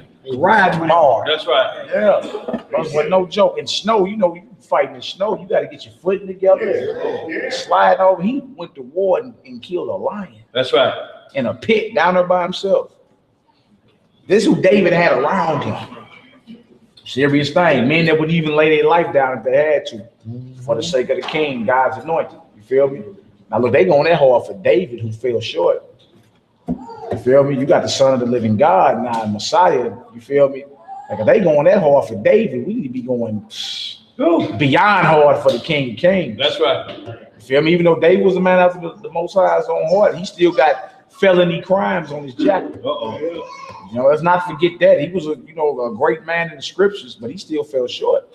And you got men that was willing to lay their life down for David. You feel me? Like David had a man killed and everything. You got men that's like, say the word and it's done. You see? So if you can be dedicated to someone like that, how much more dedicated? You dealing with the Messiah who never went against the Most High, ever. All right, come on, now let's finish it off. And he slew an Egyptian, a godly man. And the Egyptian had a spear in his hand. But he went down to him with a staff and plucked the spear out of the Egyptian's hand and slew him with his own spear. These things did Benaiah, the son of Jehoiada, and had the name among 3 mighty men. He was more honorable than the third, but he attained not to the first 3. And David set him over his guard. Powerful. Let's do a couple more, y'all. Luke 14, 26 on down. I got another one in Luke. We're gonna close out. Oh, boy. Well, you see all that? That's what it is, man. You gotta be willing to give up something to gain something greater down the line. It's just what it is. And if you're going, especially if you got a kingdom you're talking about, like David can't be the only one in the kingdom that's like believe in this kingdom that God has anointed. Everybody that's around him got to believe the same thing. That's right. They got to be diehard dedicated to it. Yeah. They got to know it got to be feared there, because you got to know if you get over on God's anointed, you're going to get hollered at. Most of them come holler at you about that and all that. Feel me? You dealing with a mindset where people all throughout the scriptures, all that New Testament was willing to, you feel me, forsake whatever for the sake of what's coming that's eternal. That should be our mindset. You know what I'm saying? Because you hold on, you fight for everything that's temporary now. You know, God forbid the lights go out. Panic with that. You like, man, they got candles at Dollar Tree. I go get some candles. That cost you exactly $1. Yeah. You feel me? Like we complain about stuff that really ain't got nothing to do with nothing, and it further proves we ain't really gonna be ready when certain inconveniences come. You dig? Like when certain things hit, we gonna be complaining, but we not used to going without. We're not used to saying whatever. That's right. You feel me? Yeah, sacrifice, dedication. You feel me? It's a lot to come with you. You claim you want a kingdom, but it's a lot of dedication and sacrifice that gotta go on. A lot of work gotta get done. Right. That's right. A lot of work. Spiritual work. Yeah, a lot of spiritual work to get done. Ain't nothing to play with. Luke 14, start around verse 25, I think it is. That's me. So. Yes. Luke, that's me, Jay. Mm-hmm. Luke chapter 14, verse 26. Start 25. 25. And there were great multitudes with him, and he turned and said unto them, if any man come to me and hate not his father and mother and wife and children and brethren and sisters, yea, and his own life also, he cannot be my disciple. Look, same thing he said in Matthew 10, right? So don't get simple and go tell Big Mama today, I gotta hate you. But he ain't going there. You can't love none of that more than you love the Most High God. That's what he's going into. Like you can't love your own life more than you love the one who created your life. You can't love the ones he allowed you to have in your life, such as your wife and your children. Right. You feel me? He gave you them. He created them. Everything has to be in its proper perspective. You have to love them less than you love the Most High. Right. So when you bring it into play and bring everything in what he was saying, he ain't telling you, hey, old lady, heifer, Christ said I gotta hate you. No, don't be simple. Be simple. That's one thing. Cause some trouble. Yeah, because that's one thing we gotta get your light put out. Yeah, real talk. Get your light put out. But that's one thing we got bad as people. We'll get deep in certain parts of the scripture. Yeah. And then when we read something at face value, you don't dive down on deeper than that. Right. You feel me? And then you come up with a thought thinking that he's saying hate your father and mother, which would be in violation of honor your father and mother. Right. You feel me? So instead of trying to find a way for it to contradict one another, what is being said here? You feel me? He had the same conversation over in Matthew 10. He said, you can't love them more than you love me. That's right. All right. Or even your own self, you can't be his student or his disciple. So you say, well, no, I love the Lord, but I've never seen him. So, I actually love my house more than I love him. I love my spouse more than I love him. I love my child more than he's just letting it be known. If that's your mindset, well, you can't be my disciple. You can go be somebody else's disciple with that. But his disciple, there are prerequisites. You understand? If you want to qualify for this, you got to be moving like this. Go ahead, Al. And whosoever does not bear his cross and come after me cannot be my disciple. So that don't mean you can get simple and say what that means. Who didn't have this verse used on them to justify what? Wearing the cross. Wearing a cross. Right. You can get simple and say, well, that means I'm gonna give me a chain with a cross on it. Or what does that mean? There you go. Be willing to be persecuted for this. Feel me? That's what the cross represents, persecution. So you see, real easy, you can get simple and say, put a cross on, dog. Christ said it right here. Hate your mama, dog. Christ said it right here. Or really dive down and see what's really being said. Right. That's how Brother Thomas just answered it. That's the exact answer. You understand? Cross of persecution. All right? Come on, Hebrew. For which of you intended to build a tower, sitteth not down first and counteth the cost, whether he have sufficient to finish. Now, you got certain brothers in here that work with their hands that are actually what you would call carpenters, builders. You got a few brothers that build houses, all type of stuff, rehab houses, whatever. You understand? But before they take on any job, they have to count the costs. Don't you have to make sure you got the resources and funds together to complete the job? Don't you? So you do that even with normal stuff you do in life. You always look down the line and say, can I, is this sufficient for me? Can I finish this? That's right. You know what I'm saying? You always evaluate. Now, I ain't got enough for that. I can't do that. No, I do got enough for that. So he's saying, look, if you about to build something, you even in that, you sit down and say, I can get through this. I got enough to finish this. So ask yourself, do you got enough to finish what God called you to do? Right? Come on, Hebrew. Lest haply, after he had laid the foundation, is not able to finish it, all that behold it begin to mock him. You see that? Mocking him. You know how we John? You understand? It was all good just a week ago. Right? You was shaloming, you ran out of gas though. Right. Shaloming, Yahoo, hallelujah, how about y'all shop rockata? Yeah, I hear you. But then you didn't finish. So don't be the brother or sister that was shaloming, you know, 6 months ago. And then when they see you again, you ain't about all that. You're gonna be mocked. Like, man, nobody gonna take you serious. You feel me? 6 months ago, you was a full-fledged Hebrew. Now you atheist. A spiritual scientist, old boy called himself. For 2 seasons, and he gone. He said, yeah, I still believe in myself. Your boy, Dan, has been. Yeah. He said on the radio show, he said, told him, didn't he said, boy, you still out here believing you a spiritual scientist? He said, yes, I believe in myself still. Yeah. On the comment board on the when we was doing the Hebrew One show. Yeah. He decided to chime in. I said, look at Hasmo Days. He up in here. Right. I'm like, what you doing up in here? Y'all, you know what we believe. What more you doing? Right. But he was warned of that, wasn't he, man? Yeah. We were actually out the mouth of Daniel Solomon. He told me within a year, you're going to be atheist. 12 months ain't go by. That boy was claiming atheist. Said he was a spiritual scientist that believes in himself. Now he watching. But watching us. Now he watching. What he say? Hey, what he say when y'all asked him what he was in the room for? Oh man, just checking on you brothers, man. I ain't see y'all in a while, man. You got a job? I got to work. Like, no, we cool, man. You seen us by your own choice. Yeah. Keep it moving. Yeah. All right, come on, Hebrew. So in other words, you get mocked because you was taking this thing serious. You feel me? And it didn't take much to move you off your pivot. Feel me? Somebody dropped a Zeitgeist movie on you or something. Then the next Negro told you Christ didn't exist, dropped one line on you out the Old Testament. It was over. You backpedaling and just gave up. Right. You gave up. So who's gonna take you serious with the next line of reasoning you bring them? That's right. Like, brother, I heard we was the 5% nation of gods and earths.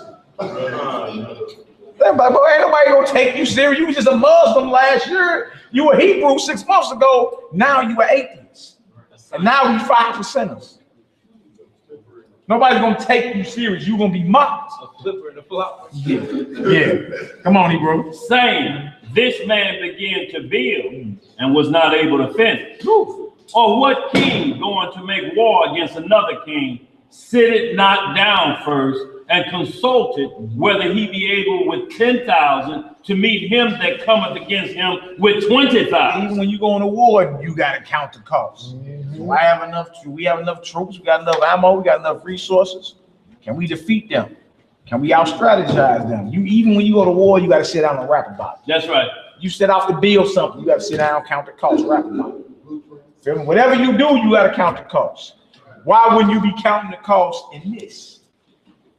Come on now. Or else, while the other is yet a great way off, he sent an ambassador and desireth conditions of peace. Come on. So likewise, whosoever he be of you that forsaketh not all that he had, he cannot be my disciple. If you ain't willing to sacrifice and let go of all that you have when the Lord come knocking, you can't be his student, his disciple.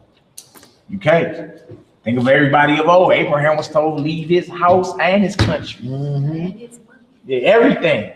That's like you being told, man, move about the United States and go move over Yemen somewhere. Let's go. I'll holler at you when you get there. Yemen on the Saudi Arabian Peninsula. Yemen, where they still hanging folk here. Right now. I'm gonna say, look, I received a vision from the Most High. I have to go over to Yemen. And live where, bro? I don't know. I'm just going. No job, no nothing. You speaking about people who are willing to give up everything for something greater. That's right. So he's just saying, like, if you ain't willing to forsake all, you can't be my disciple. Maybe somebody else will accept you as their student or their disciple. You feel me? They'll accept you. You're a benefit believer. Maybe they'll accept you. But he like, if you ain't willing to let go of all that you have, you can't be mine. You feel me? And what you have will be, it's gonna be tested. It's gonna be tested. You understand? It's just all where your heart lies. What do you really believe? All right, go ahead, Al. Salt is good, but if the salt have lost its savor, wherewith shall it be seasoned? If the salt don't have its saltiness, what are you using it for? It's not useful. Salt is used to make things salty. It's not useful. Go ahead, Al. It is neither fit for the land, nor yet for the dung heap. Yeah, it's not even good for the wasteland when you go dump your trash there. Go ahead, Al. But men cast it out. He that had ears to hear, let him hear. So what we just learned based off of the Messiah, if you ain't willing to sacrifice or give up everything that you have, you can't be his. You know what I'm saying? So no matter what you got in your life, if he come knocking, like he told the rich young ruler, hey, sell everything you got and come on. No, I'll guarantee you got a spot in the kingdom right now. And he went away soft. You feel me? We can say right now, no, that wouldn't be me. I got to take that day. I hear you. You feel me? Now, I hear you like for real. I would tell myself that. I'm fully convinced I ain't going against the most. I hear you. You feel me? But when the time is there, and it's like, come on now. But Lord, what about this? And my babies, and my rent, and my mortgage, and my house note, and my car notes, and blah, blah. You gonna seal your deal, you gonna keep talking. Right. Like, could you be willing to walk away from it all? You feel me? For something greater. He promised you the kingdom. So you can sell all that right now and have treasure in heaven and follow me. He guaranteed you was good. And you go away crying? Are you really ready? You know, and Mal, the point on that too is when it says he went away sorrowful because he was very rich. So it comes down to you can keep commandments when you got paper. You can keep them when you broke too, but all of the things that he done is easy for him to give to the poor. You know, it's easy for him to have enough to sacrifice.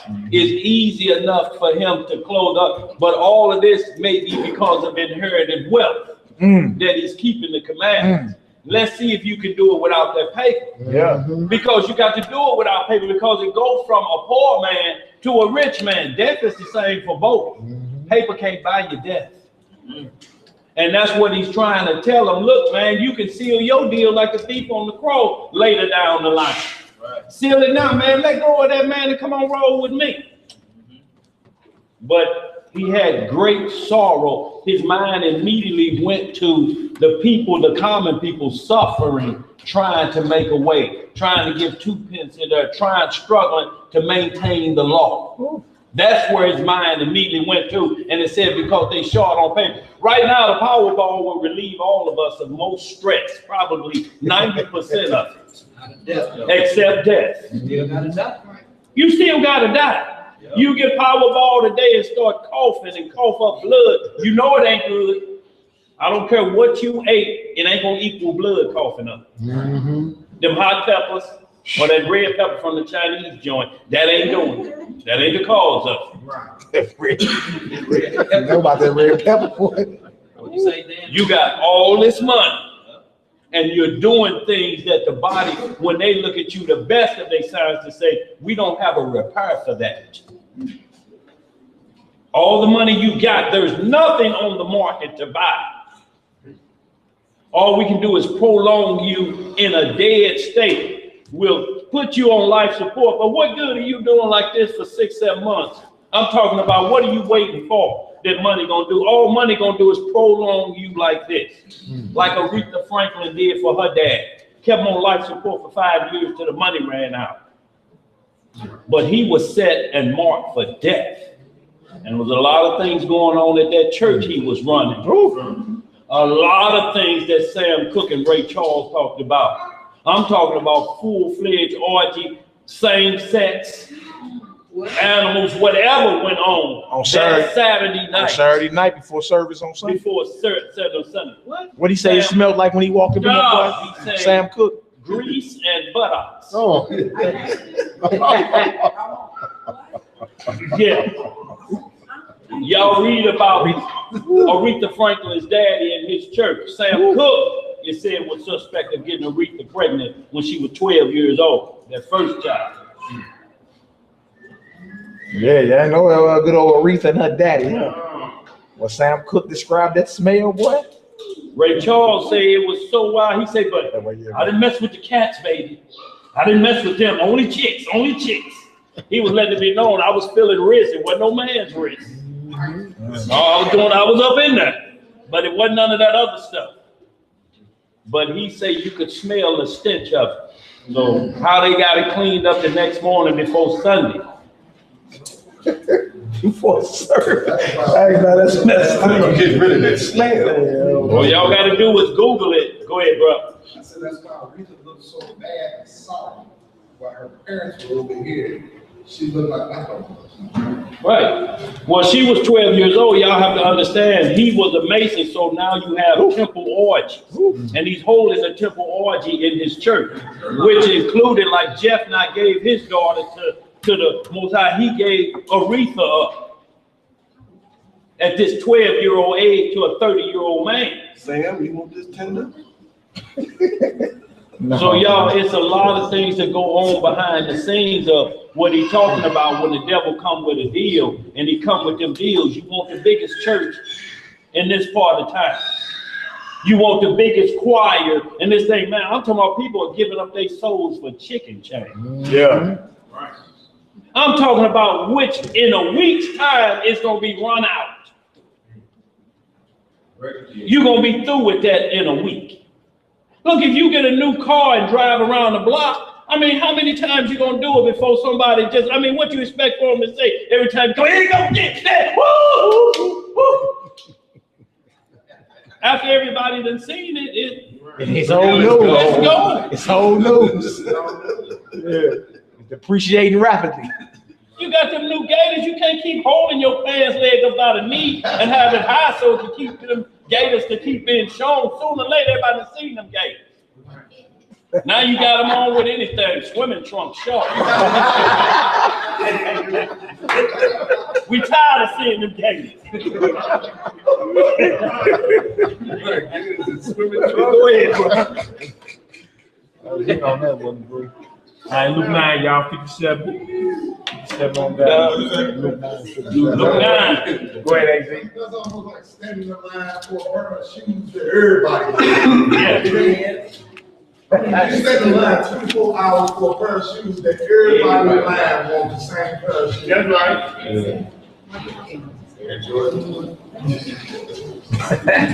But when you stand in line like that for the Lord at the guillotine, No, would you make that sacrifice and get up early, 4 in the morning, and get a pair of gym shoes You spend $400 for a pair of shoes and a hoopty you can get for $350, but you standing on a bus stop in them shoes. Yeah. Something wrong with that picture.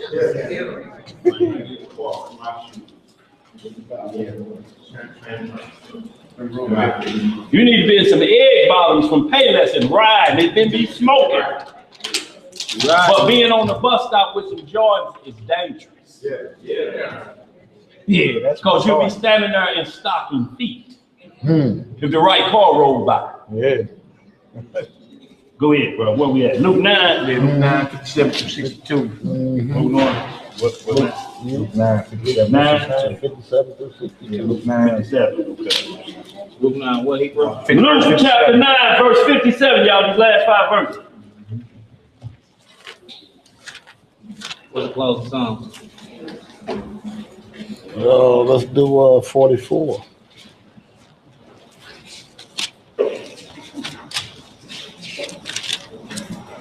You gotta be willing to sacrifice. That's man. right. You gotta think ourselves about invest something for the reward. Even like you stated, even with a little business, if you're gonna start, you're gonna have to put something, you have to invest into it. Yeah. You have to give up something to get something great. Anything. That's the way in life. That's how it works. 6-7 more hours than a normal work day. Because it's yours. Yeah. Sacrifice sleep. Yeah, everybody else gone home. You in there cracking the books, figuring out what you got to do the next day. Let's get it done, bro. Luke chapter 9, verse 57. Yeah. And it came to pass that as they went in the way, a certain man said unto him, Lo, I will follow thee whithersoever, say that for me, Ariel. Whithersoever thou goest. So he's saying, I'm willing, I'm ready to sacrifice. Wherever you going, I'm going. Right? You got some people out come right out the gate. That's right, to the death. I hear you. I hear you. We're going in with that Romans 8, actually. Romans 8, 35 on down. Because we see what Paul's mindset was at. I hear you, but when it comes down to giving something up, that's easier said than done.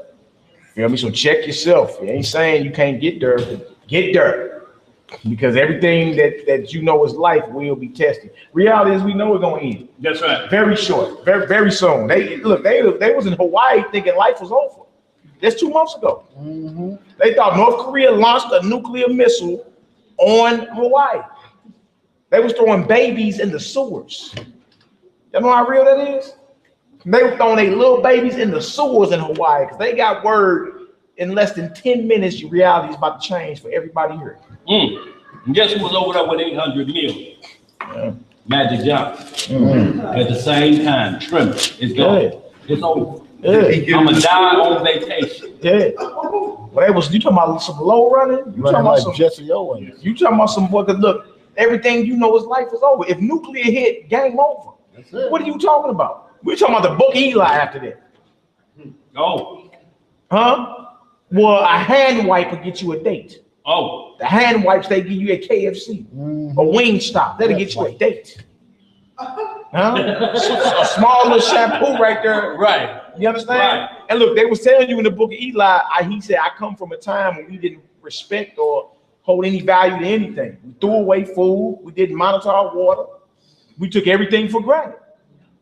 So they don't have nuclear weapons not to use them. That's right. Eventually, something gonna get shot off.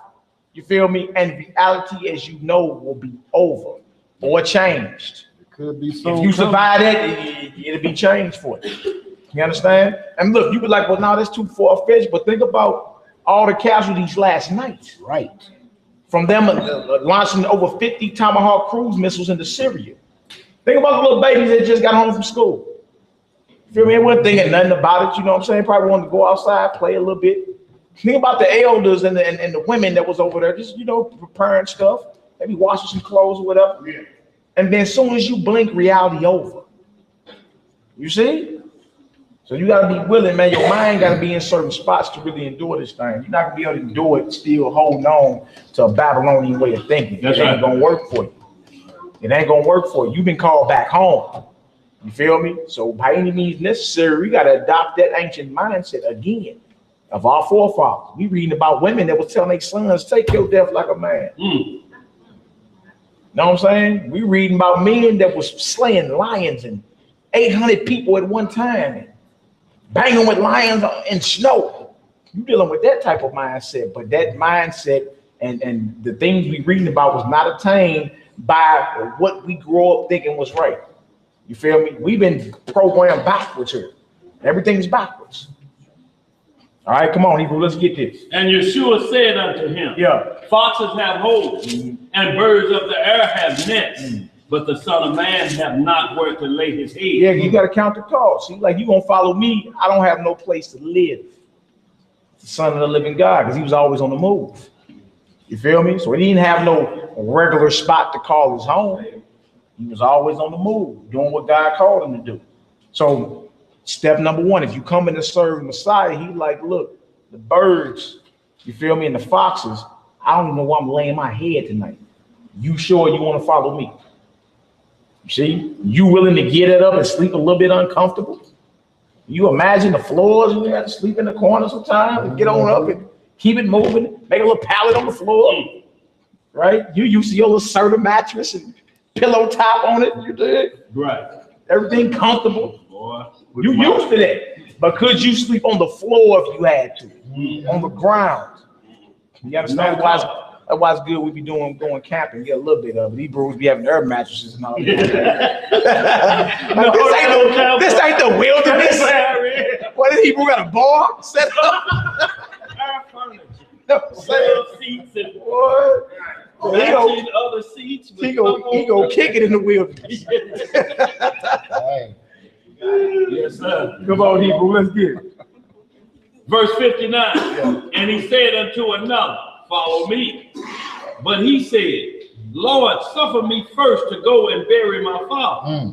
Yeshua said unto him, let the dead bury their dead, but go thou and preach the kingdom of Yah. So he like, look, follow me. Again, seal your deal. Like he told old boy, follow me. There's another excuse. I got to go bury my father. He said, what? Let the spiritually dead bury the physically dead. We got work to do. Follow me. You guaranteed the kingdom. Now, how many of y'all can do that, though? Because you know the mocking coming. Boy, you ain't show up at your daddy funeral. Oh, boy. Because of what? You know what I'm saying? You gonna get talked like bad like a dog on that one. You don't show up at Big Mama the funeral because you were doing what you call kingdom business. You know, they're gonna mock you, they're gonna put the little fingers up there at the quotes. Yeah. So kingdom work. I believe you're losing it, brother. Losing it. Huh? Come on, Hebrew. And another also said, Lord, I will follow thee, but let me first go bid them farewell, which are at home at my house. Exactly. All these could be excuses. I got a funeral to go to. I gotta get one last goodbye. Feel me? I'll follow you, but dang, you said you ain't got no place to stay. Where I'm gonna sleep at? Huh? Right. He said he got you. Yeah, come on with it. What does your faith kick in at? Right? You can't sleep on a pillow top Serta anymore. You have to sleep on an air mattress. So bad. Well, I'm just used to my comfort and my. Yeah, I hear you. But are you willing to give that up for a greater cause? Like if you had to sleep on the ground or sleep on one of them thin air mattresses, don't get that high off the ground, about that high. I ain't talking about the thick ones. I'm talking about that high right there. You dig? You gotta sleep on that all while you out here doing the work. Come on, let's roll. But now, I'm used to. See, everything here was something that could have been an excuse to get out of what he was called to do. All right, come on, Hebrew. And Yeshua said unto him, no man, having put his hand to the plow and looking back, is fit for the kingdom of Yah. See that? Right. That's the mindset. Once you put your hand to the plow with this, you can't be in the spirit of looking back. I wonder what they thinking about me. Dang, I wonder who said that. Dang, they think about that, got me messed up. Dang, I sure miss being down there on that whatchamacallit. Boy, I used to have them all food. Yeah, I hear you. No man starting off in this and got the spirit of looking back. You're not fit for the kingdom. That probably hurt, don't it? Dang. Look, why would you go back to church with Brother Saint? You already know what's there. What are you going back for? What are you hoping for? You didn't check, it's still the same pastor that's teaching the same Sunday doctrine. Yeah. What are you going back hoping to gain? I mean, and you know it ain't no work there. Ain't nothing changed, and you look back to that for what? Right. What's the point? Then you make this word a mockery because you're saying it wasn't what I thought it was. No, you ran out of gas. Just say what it is. You can't give up the pillow top. You got a ladder to get in your bed. But guess what? He that sleepeth on the floor will never fall out of bed. Wise words, my brother. Sister Kim. I wanted to ask y'all, is there anywhere in scripture that the Lord slept? Do it mention anywhere where he had rest? Yeah. Because all through On the ship? that I know, Yeah, on that ship where he sleeping on that rock. I didn't catch where he even got rest. And then it wasn't a complaint, but it was a statement that, you know, everybody else and every living thing got sworn blessings but him. Well, yeah, when he started his ministry is when he kind of went, you know, kind of off on his own. But up until that time, he was staying with his mother and stepfather. You know, so they had a home, you know, so he was staying there. But when he hit 30, it's time for his mission. He's been called now. He's of age now to move forward that where he has to leave his mother and father's home and he got to go out on his own. He slept a time you read about he was sleeping in the ship. Yeah, and when the storm came. and he was just snoring and the disciples scared to death. Water flying and they're like, wait a minute, is he dead or is he still breathing? How is he sleeping like he on that server that's 6 feet tall? And he woke up and just quieted the storm down and went back to sleep. Now, how are you worried about a mattress when you got this individual with you like that? What are you fearing about? What comfort are you looking for? And they looking like, what man can tell the storm? It's enough of that now. They scared. That's power. And went right back to sleep what he was doing. Snuggling right up on the hole of that ship. Went right back home to sleep. And they standing back looking. What manner of man is this? Now, ain't nobody in here been hungry past a certain sandwich. Raise your hand if you have. I'm talking about hungry. I'm not talking about because you didn't want to thaw that chicken out. I'm talking about hungry. I'm talking about when your belly button is touching your spine. I'm talking about there ain't nothing to eat. Nothing. You don't know where nothing coming from. That hunger for about 10 days or wherever when you say, I got a little bit of a taste of that. But I ain't been past a search sandwich, y'all. Who been past anything other than at your own will when you say, I'm just not going to eat nothing today. I'm doing a little fasting myself anyway. But I'm talking about when it comes down, if you want to eat, you got to do this, take this mark. Or you're going to starve to death. Yo, they don't have to force it on us. There's a call. Nobody's selling nothing. Ain't nothing moving unless you got the mark. And for those that withstand it, then they're going to kill you for that. But the majority of us going to be lined up in front of the post office ready to get it. If you already done spent the check 2 weeks from now, that money gone. Can't pay now, pay later. You like, yes, just the 23rd. So that check can come out, that money's gone. But what I'm talking about, when you wake up and they say there's zero unless you come down here to get your money. And then like Hebrews say, for one morsel of meat, like Esau sold his birthright. Y'all, this is a birthright deal at the end. It's for your birthright that the nations are coming after this. Y'all, if y'all don't understand birthright, you better get it down. You better understand who the adoption and the glory and the giving of the covenants pertain to.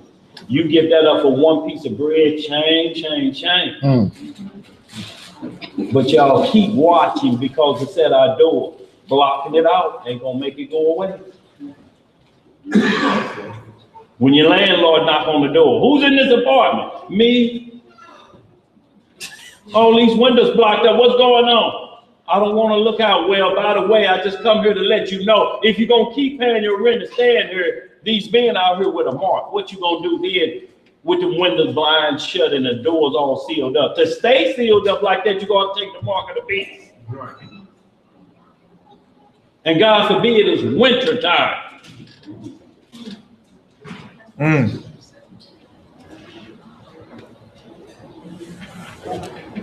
Sitting on your hands, driving in a car. What you gonna do out in the cold? Like the birds. He take care of them though. He'll take care of you out in the cold. That's right. Don't scared, man. Don't be scared, y'all. It's easier said than done, y'all, but you don't have a choice. Just like the dominant of this world, so to speak, today. You think they care about, Egyptians are black? What do they keep making them? You think they care? You think they care about us out there talking? They don't care. They have a mission that they're on. That's who we up against. I don't care what y'all say about y'all God. Because crunch time is coming, and that's when we're looking for the strong of y'all or the weak of y'all to see who it is. Because the weak gonna die off. We ain't worried about them. We're looking for that strong of y'all. Y'all, these tests ain't in the Bible for us just to look at and say that was a soothing story. I can go to sleep now. A soothing read. Y'all, these things right at the door, y'all. Y'all have to understand, Damascus is the last city. It ain't never been, unpopulated? Yeah, ain't never been destroyed. Ain't never been destroyed, and the war is starting there. Yeah, who you afraid? Yeah. Y'all, we got to look up, y'all. We got to keep our minds focused because, y'all, it could change tomorrow. That's all. The reality is, we was done with it. Romans 8, 35, 39, and we're going to close it on out. We got Psalm what for the closing? 44. Psalm 44 for the closing. Last scripture, Romans 8, 35 down to 39. Just give the brothers and sisters some courage. Let it be known. Y'all think about that too. When Trump shot them missiles yesterday, we ain't heard nothing back from it, but ain't nobody just gonna let somebody shoot 50 missiles in there. And Russia's down with them, so anything can happen, y'all. It's gonna get real interesting around here. Exciting times. Yes, sir. Hey. Looking forward to it. Get your popcorn ready. Popcorn tonight. Yeah. We waiting for it. Let's get it cracked. Come on, Negro. We're reading in the book of Romans, chapter 8, and start at verse 35. And it reads as follows. Hallelujah. Who shall separate us from the love of Hamashiach? Shall tribulation or distress or persecution or famine or nakedness or peril or sword? That's a good question. Everything that you're making an excuse for today. The question is, who shall separate us? What excuse you got that'll separate you from the love of the Most High God? What you gonna tell the Most High? Like, yeah, Lord, I was busy taking my SAT. Like, what was you too busy doing to where you couldn't get down with the Most High? Right.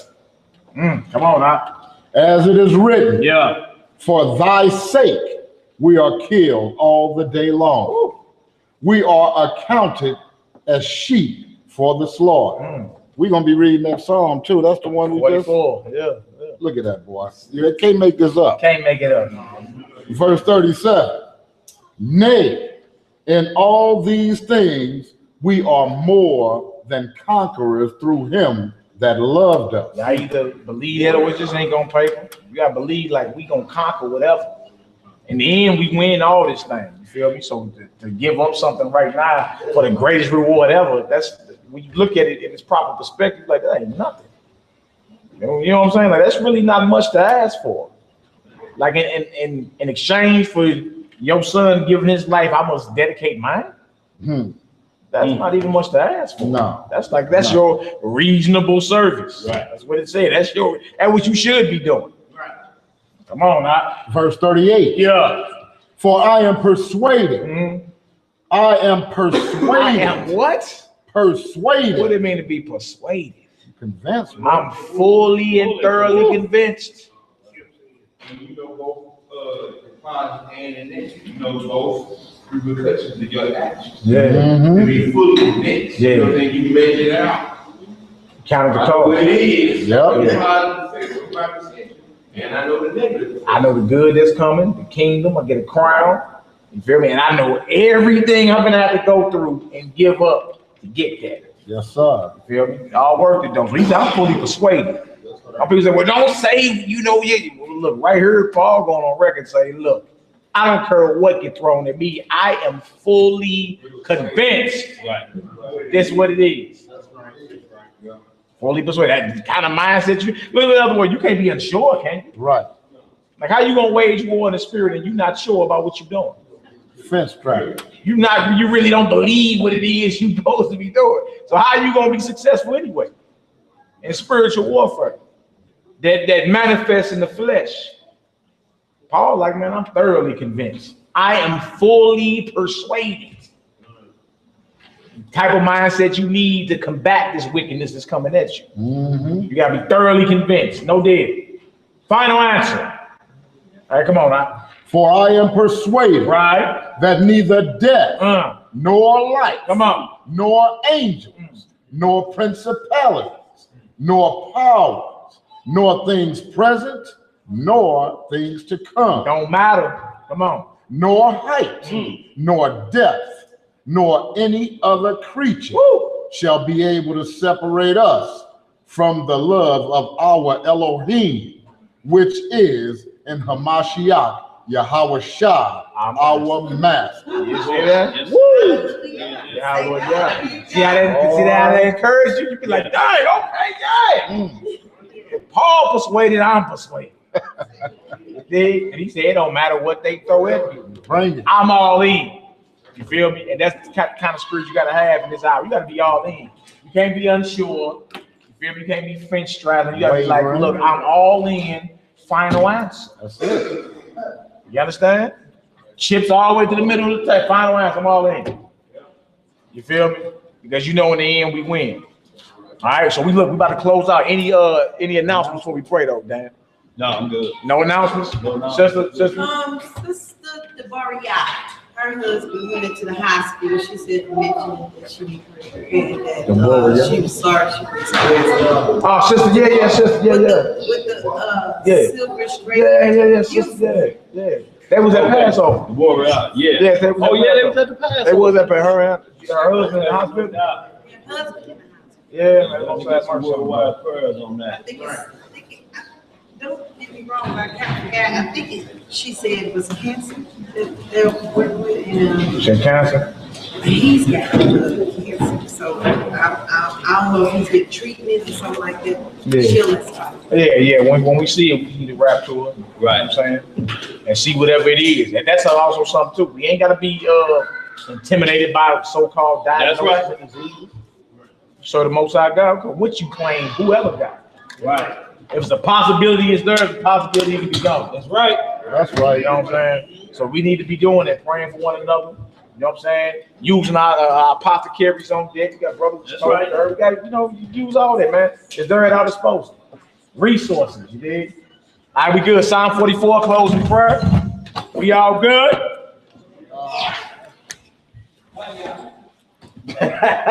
Hey, man, you got about 200 push-ups, don't you, bud? Oh, that. Yeah. He made an oath with himself. Oh, did he? He made a vow. Hey, fulfill thy vow, brother. You? Come on now. What'd you say? If I don't do 50 push-ups every day, I'm gonna double up the next day? Yeah, man. He made a covenant with his tongue. He made a covenant with his tongue. He can't transgress, brother. All right, y'all. Psalm 44. 44, Big Mike. Psalm 44, closing psalm. All praise to the God of Abraham, Isaac, and Jacob. All praise. Honor and glory of his only begotten beloved Son. Long live the King. Long live the King. Psalm 45 to the chief Psalm 44, excuse me.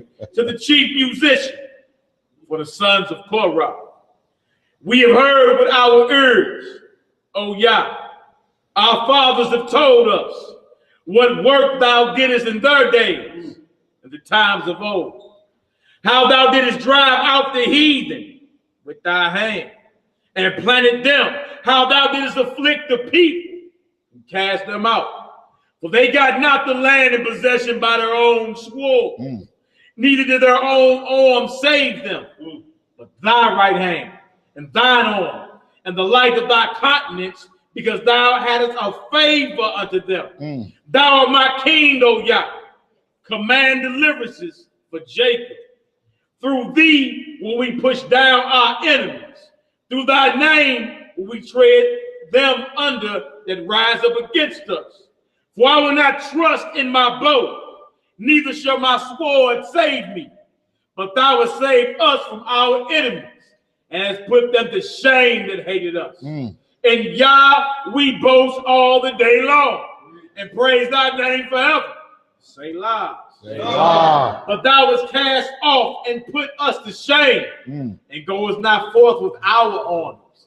Thou makest us to turn back from the enemy, and they which hate us spoil for themselves. They hast given us like sheep appointed for meat, and hast scattered us among the heathen. Thou sellest thy peoples for naught, for nothing, and does not increase thy wealth by their price. Thou makest us a reproach to our neighbors, a scorn and a derision to them that are round about us. Thou makest us a byword among the heathen, a shaking of the head among the people. My confusion is continually before me, and the shame of my face hath covered me. For the voice of him that reproacheth and blasphemeth by reason of the enemy and avenger, all this has come upon us. Yet have we not forgotten thee, neither have we dealt falsely in thy covenants. Our heart is not turned back, neither have our steps declined from thy way. Though thou hast sore broken us in the place of dragons, and covered us with the shadow of death, if we have forgotten the name of our God, or stretched out our hands to a strange God, shall not the Most High search this out? For he knoweth the secrets of the heart. Yea, for thy sake are we killed all the day long. We are counted as sheep for the slaughter. Awake, awake, why sleepest thou, O Yah? Arise, cast us not off forever. Wherefore hidest thou thy face, and forgettest our affliction and our oppression? For our soul is bowed down to the dust. Our belly cleaveth unto the earth. Arise for our help. Arise for our help, and redeem us for thy mercy's sake.